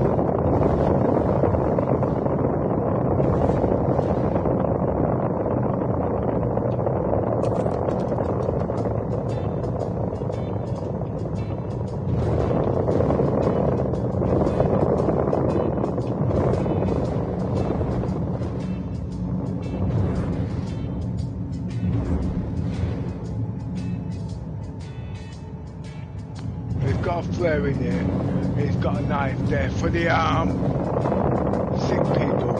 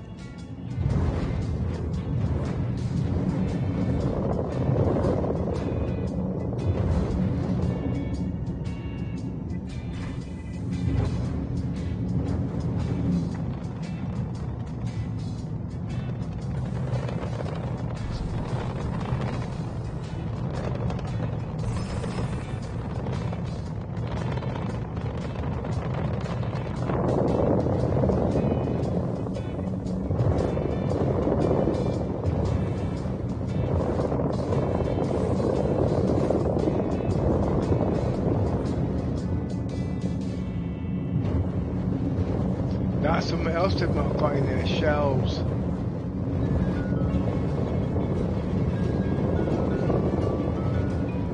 Maybe they'll give us that as a later on in the future, or maybe we can build some. No, they'll put it in.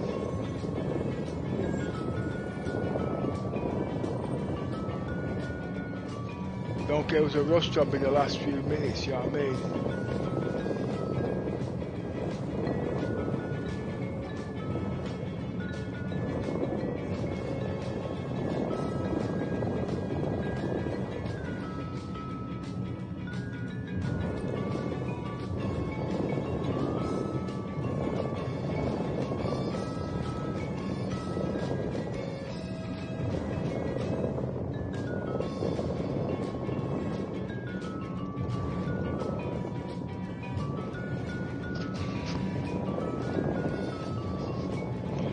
Tired now, actually. Struggling just to do this.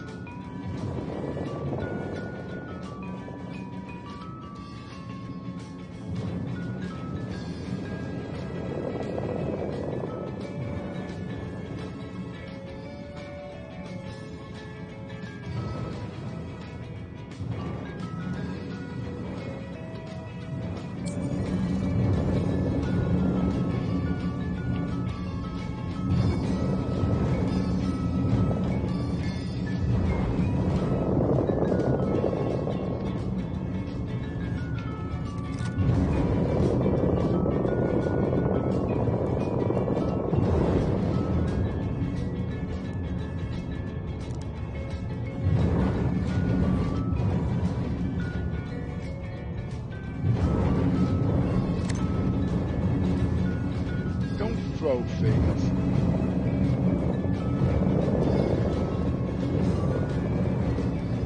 I should have actually put it in the box actually. Right. So he's got his multi-tool now. He can use it for soldering iron and scanning things.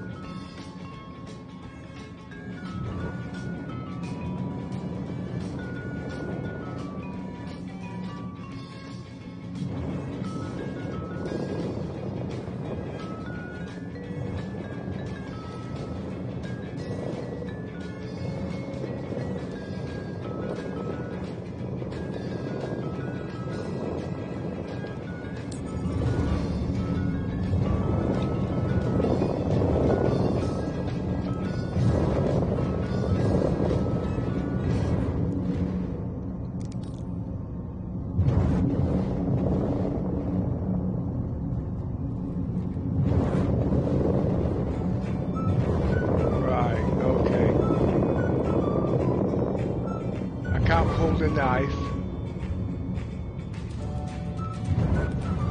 Let's put equip it first. I'm sure I can't equip it.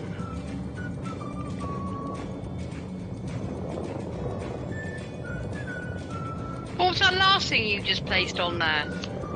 That pink torch. don't use for mining. I'm improvising, put it in the engine rooms you can use for extra lighting within here, working in the dark or whatever. Yeah. Okay, I just wonder what it was, that was all.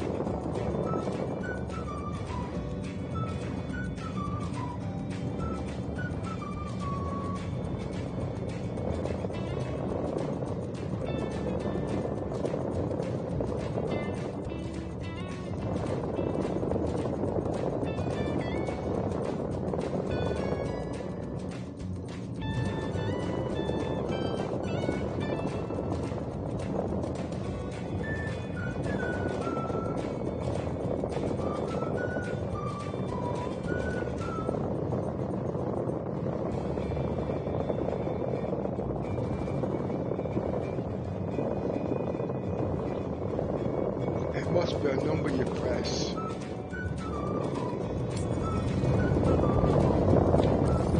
Ah, got it.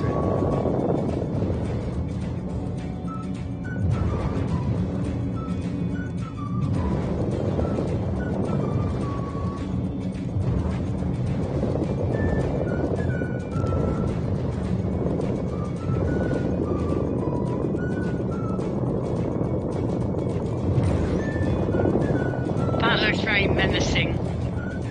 Yeah, I know. One sec.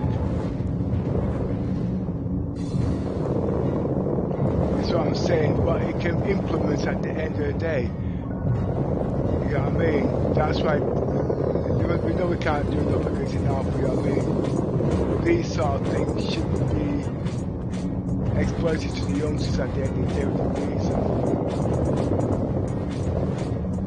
But the CIG can write routines to the age groups that's in at the end of the day. I mean, so they don't have access. If they do get access, they won't be under prosecution.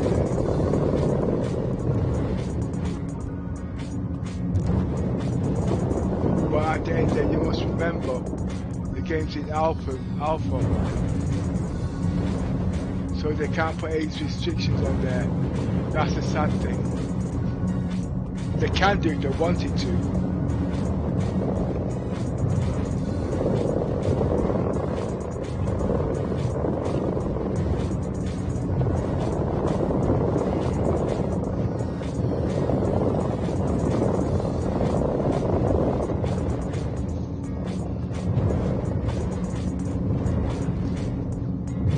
I think they did a good idea when they put this replicator in there.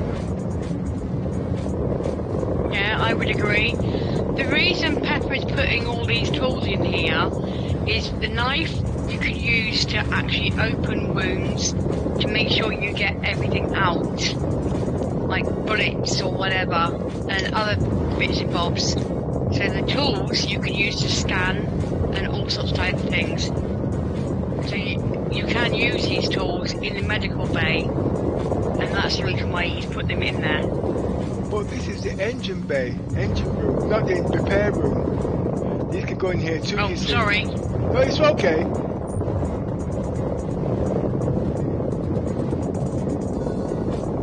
So it's got the drill. You can put these tools in the medical bay too, look at this.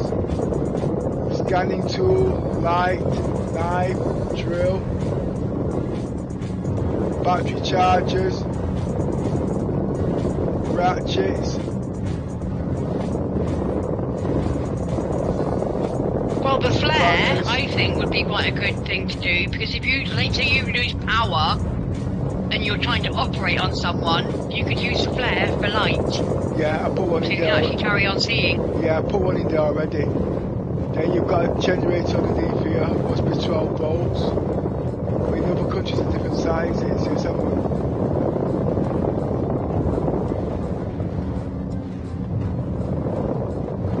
It's definitely a generator of some sort.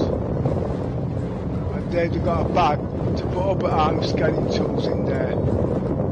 Like separate oscilloscopes and shit like that.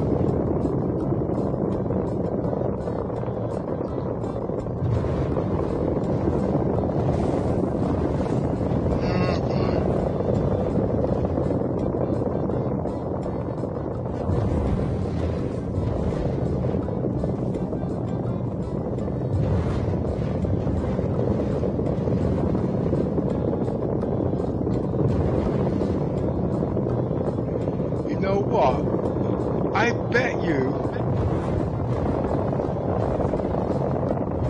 No, tell you the truth, actually, I'm glad we're in here because now I can go back over.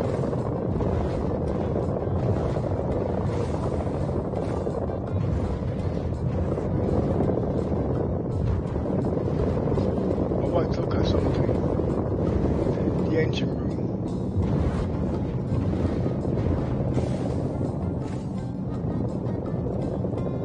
What do they want in the engine room again?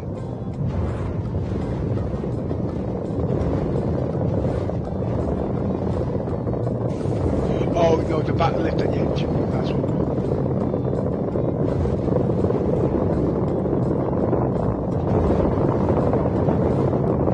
Lights off.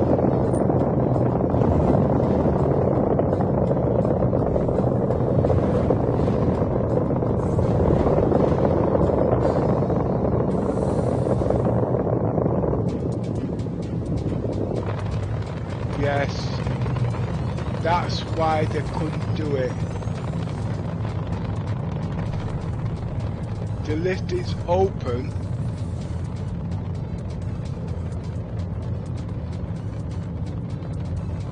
So if they wanted to use this lift on the outside, they couldn't use it.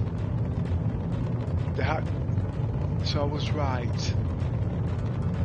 In the 890, in the 600i, it's a tube. It's got its own cylinder, so it can actually vacuum itself. What do they call it again? Airlock. This hasn't got one.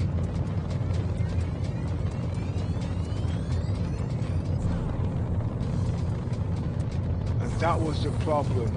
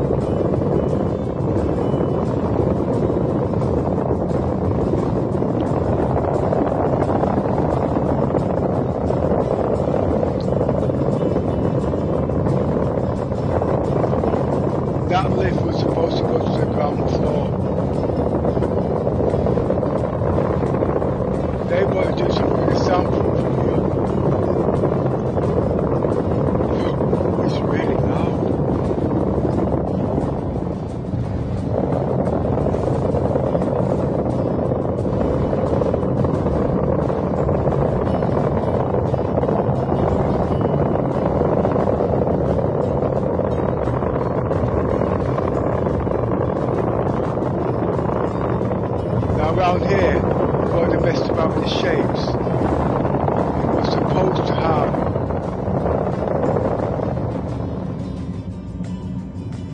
extra storage room, but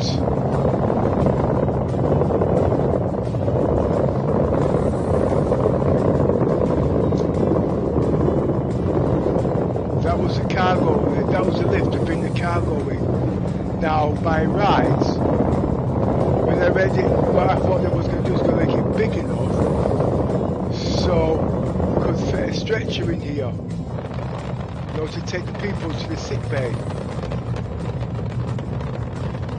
That's another mistake. Now, there is no way they can use a stretcher in here for the drones, just like on the Apollo. So I'm going to check something in a minute. The width.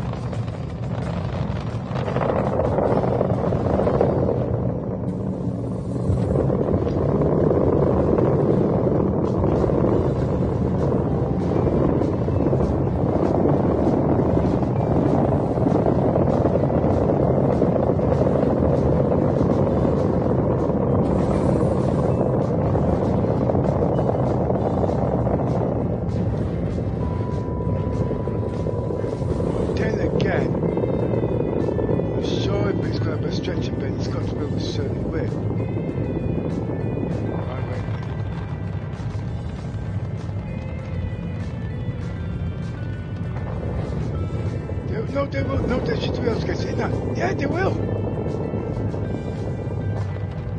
Well, that's one problem sorted out. I can get a drone stretcher in here. And it's big enough to take cargo. Let's have a look. Yeah, they can move big cargo in here, and they can actually put armor stretcher with a bloody tight fit. Why are you crawling around on the floor? I'm sizing, so I can size what you can put in there, you see what I mean?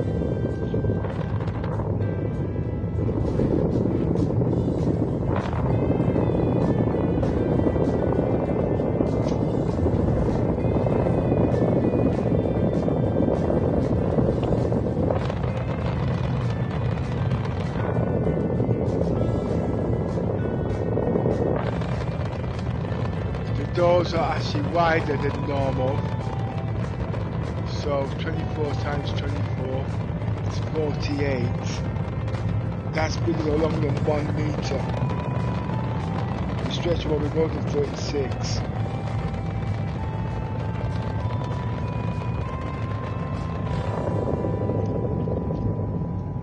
But the problem, it has to be airlocked. Like the 600i, because it's got good at ground level.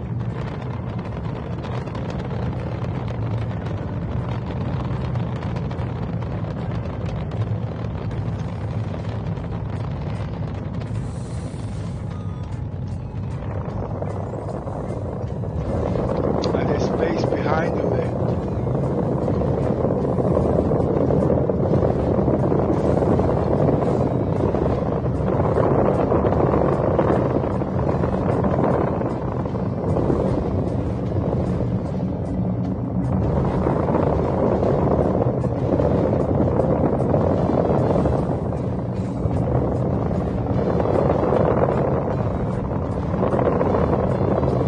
Let's assume they've used all of this for the lift. There'll be not much space left, so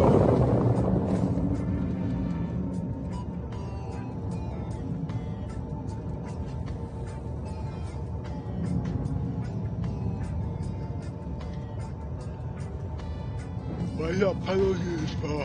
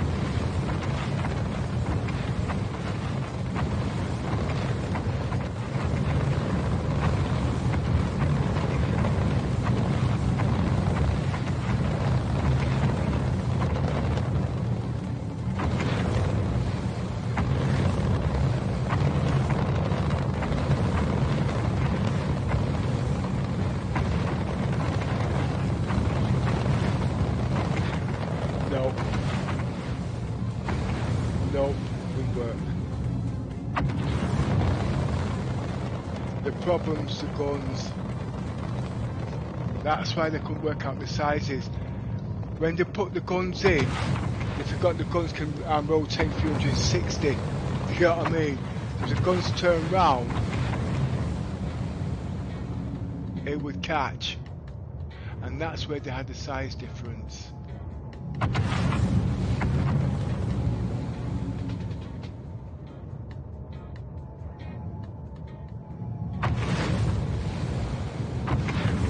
Problems. That's my speculation. I can see what the problem is now. Right, there's another way around this.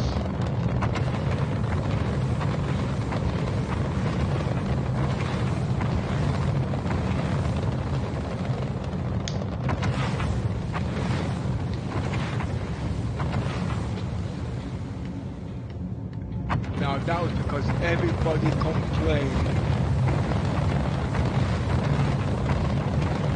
the ship is too fat. So they tried to fit sizes and whatnot and messed up the whole geometry of the bloody ship. Now what they're going to have to do, if it's possible, if any structure, they're going to have to move the turret back. So the turret can rotate a full 360.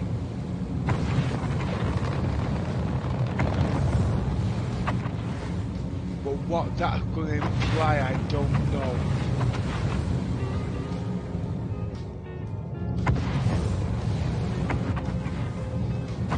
Because now you've got the thrusters that you have to mess with.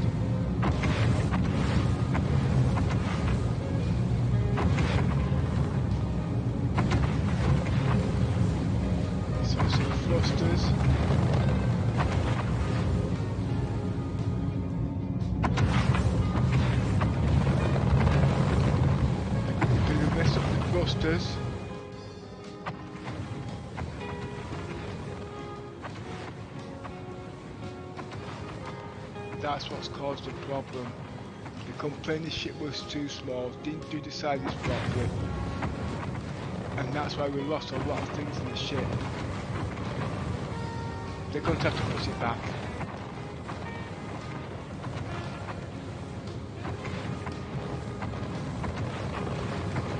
But it still doesn't say we can have the still won't be big enough to put the iron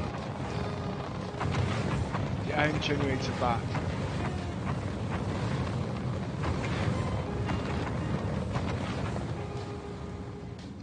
But that's where it would have went. The most important thing on this ship was its iron reactor.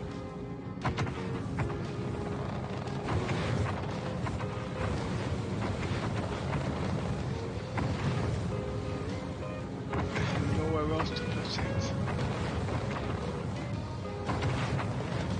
Because now everybody's got the reactor room, everybody's happy with it.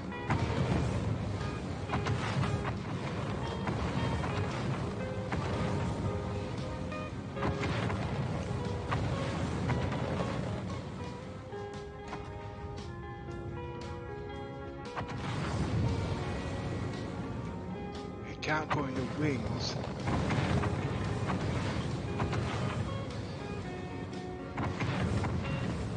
If they spread the back end out, it's going to spoil the shape. They stretched it when they got it that far.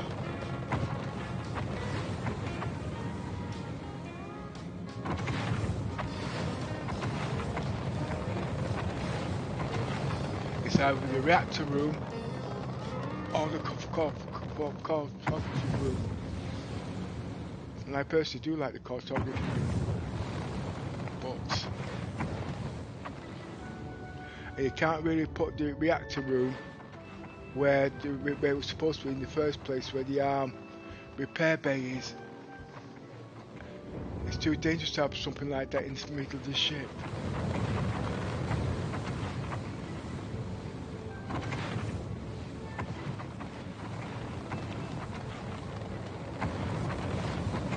They're not going to be able to do it. The ship's not going to have it.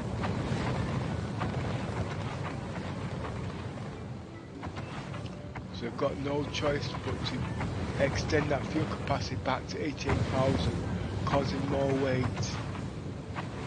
And it won't have its third source of regenerating fuel in case it run out of quantum fuel, etc. And that means now they've got no choice. They're going to have to give it another power plant. That power plant is not enough. That power plant is running at just under 80%. Just under 80% as it stands there now, doing nothing.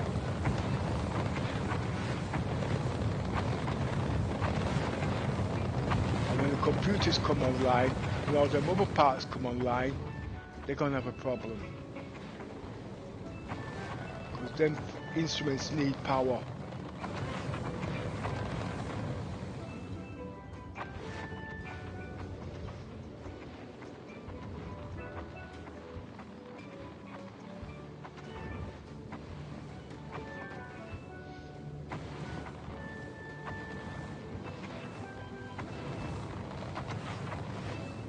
They couldn't put the cartography room. No, they use it as observations. There's no windows in there.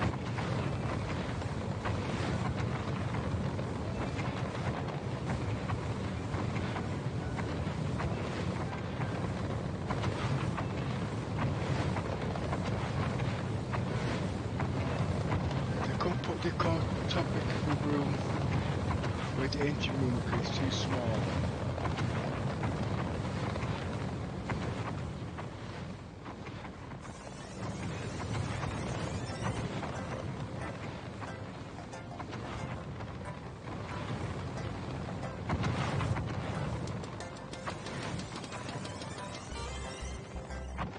Heavy price to pay though, because now they've got to work out how they're going to put that bottom hatch in. That's where it's supposed to go, right in the middle, to go from the top deck right down to the bottom.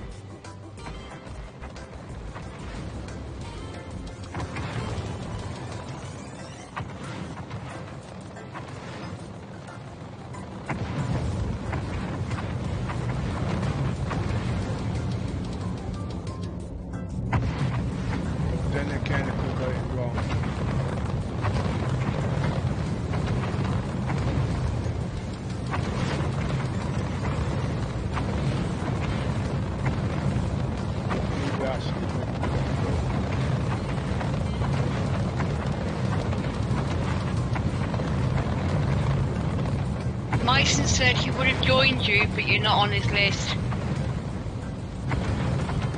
Oh no, I was doing some testing. I'll sort it out later on.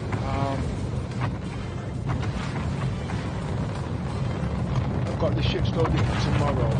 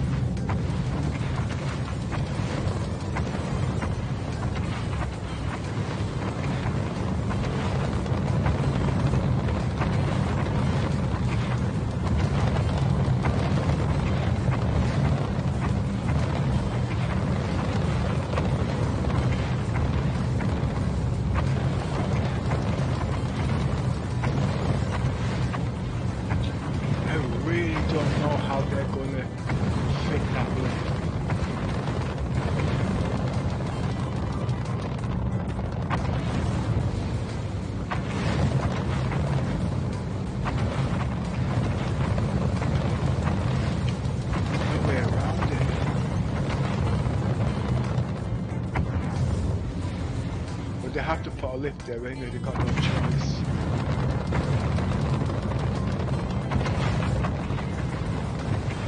Because they can't really bring people through the front of the ship.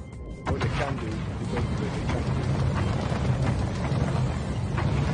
Right to the back.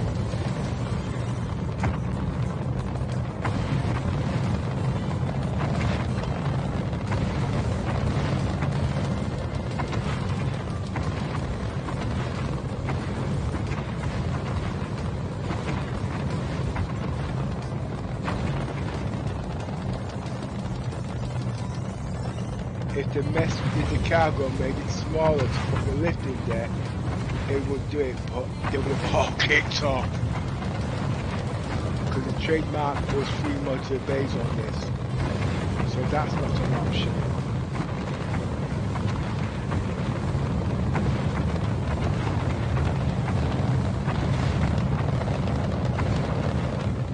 And the cartography group could not have fitted in the repair bay. Not in a million years, not to what they've done before.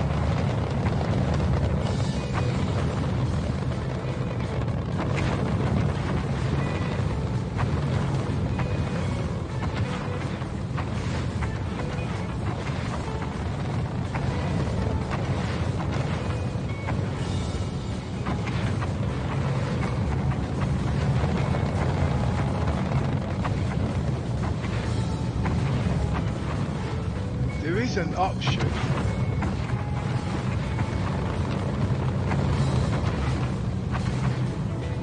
You'd have to make the bottom turret remote.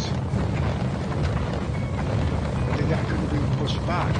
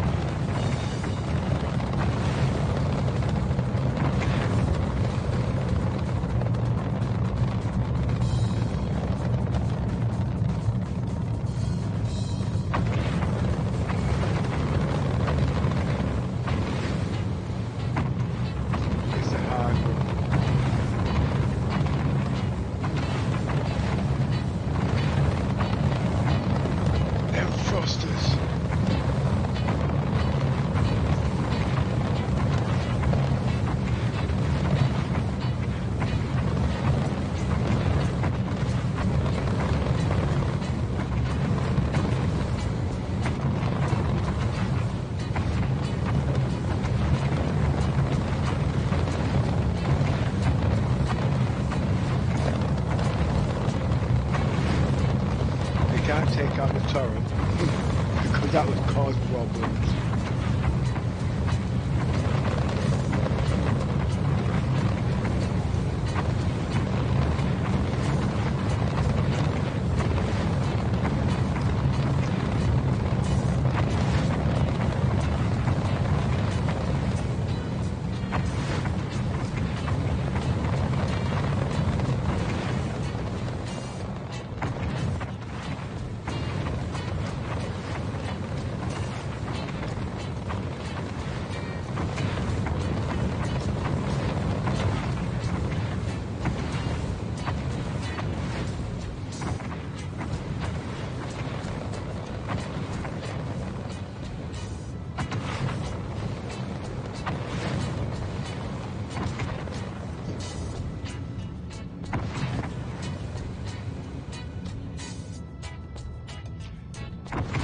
They are limited in the options actually. If they made it bigger, it can't run. If they move the guns, it makes your ship fast.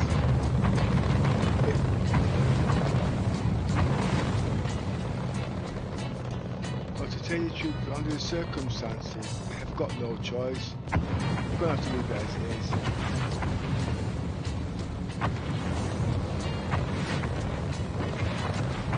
We're going to have to come up with another ship.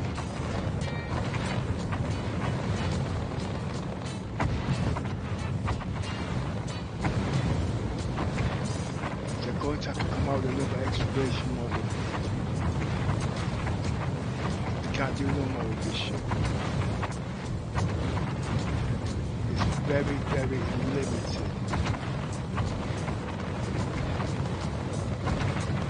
And it is 125 meters long.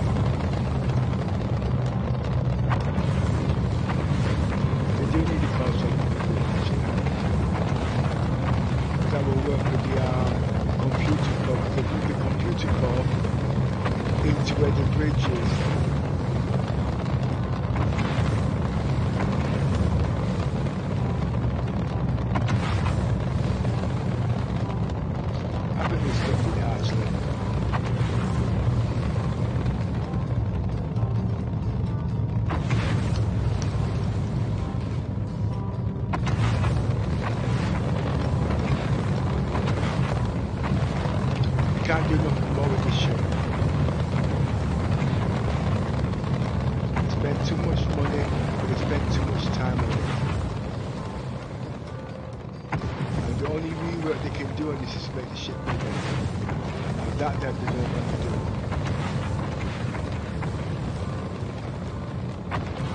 But you can see that.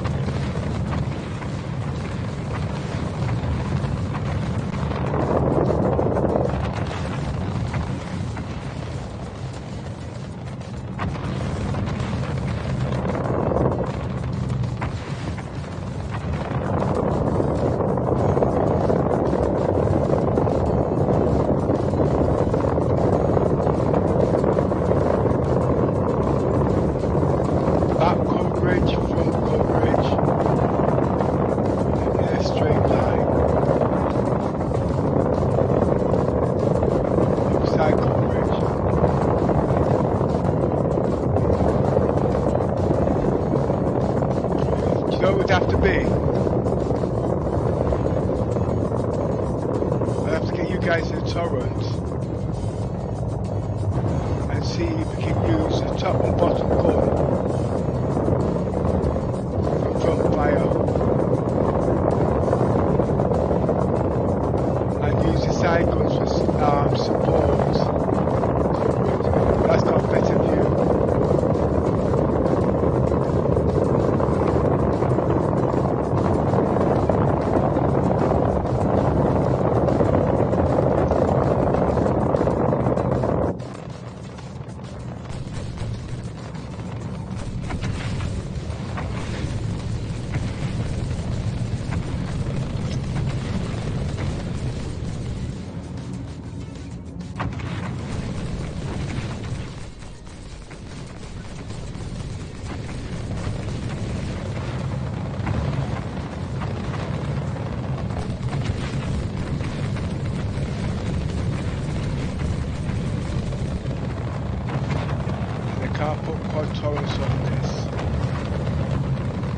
Damage the bomb when you're landing.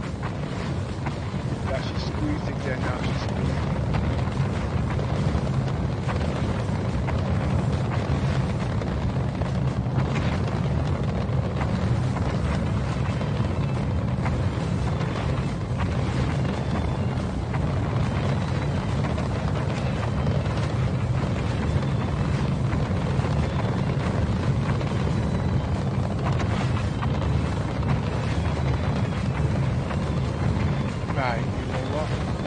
Let's take this ship into safe space.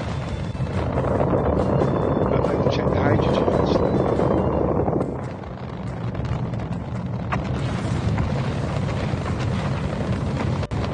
I should took it to high speed. Let it regenerate.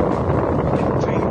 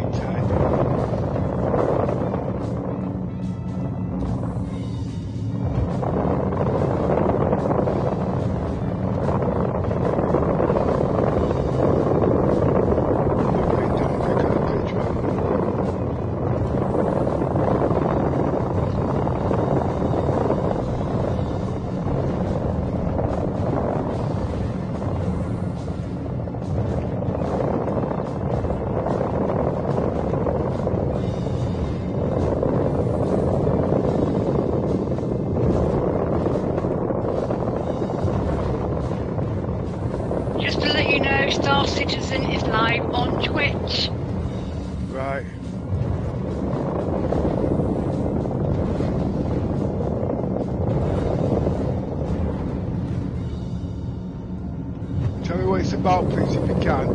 While I find my way to one of the landing bays. Yeah, okay, will do.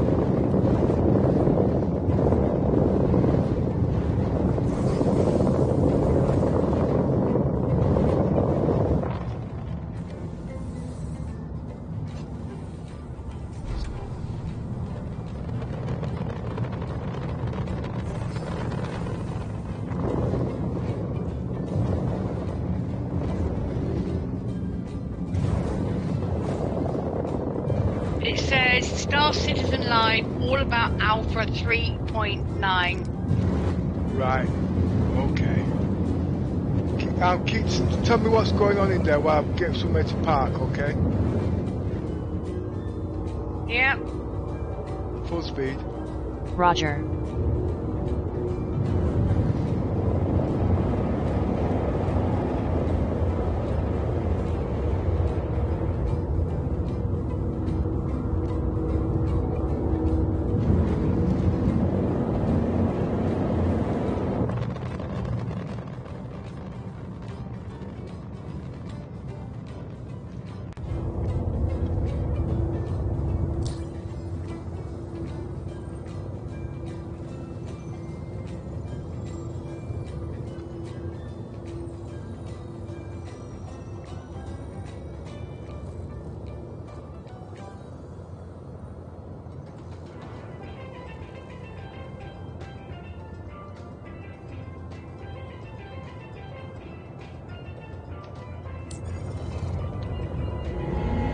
Point of interest. Point of interest. Activating.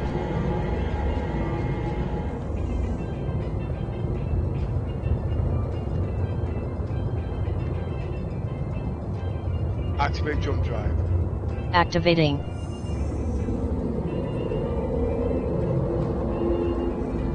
Quantum drive is now on.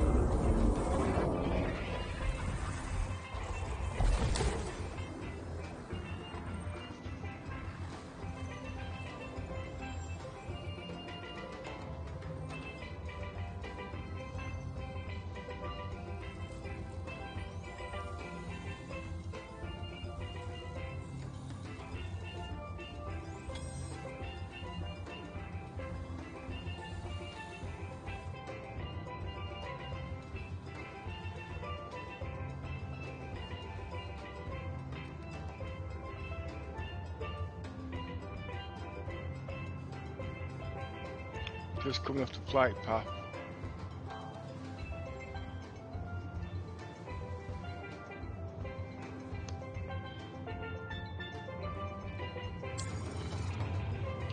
Engines offline.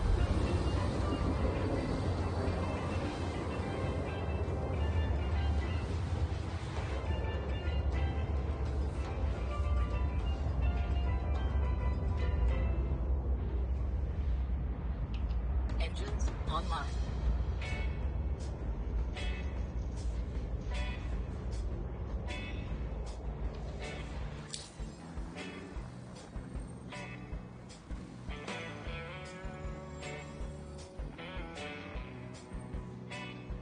Should stop by now.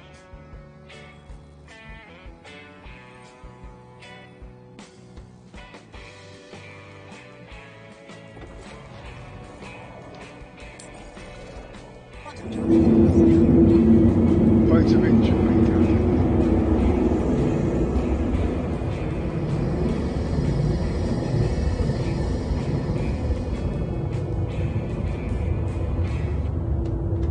Point of interest. Activating.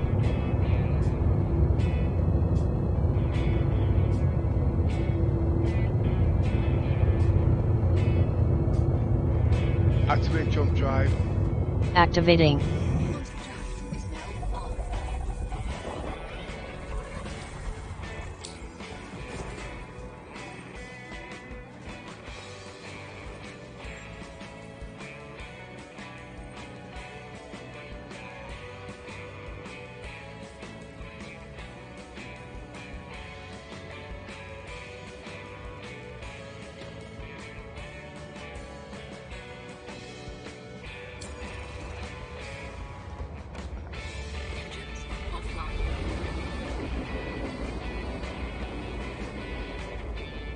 What's going on? You're not telling me anything. At the moment, they're just talking about. I can't understand them, to be quite honest. Basically, it's all about Alpha 3.9. Yeah, but it's information I do need. But it's okay. I'll just sort this out. Evidence on mark.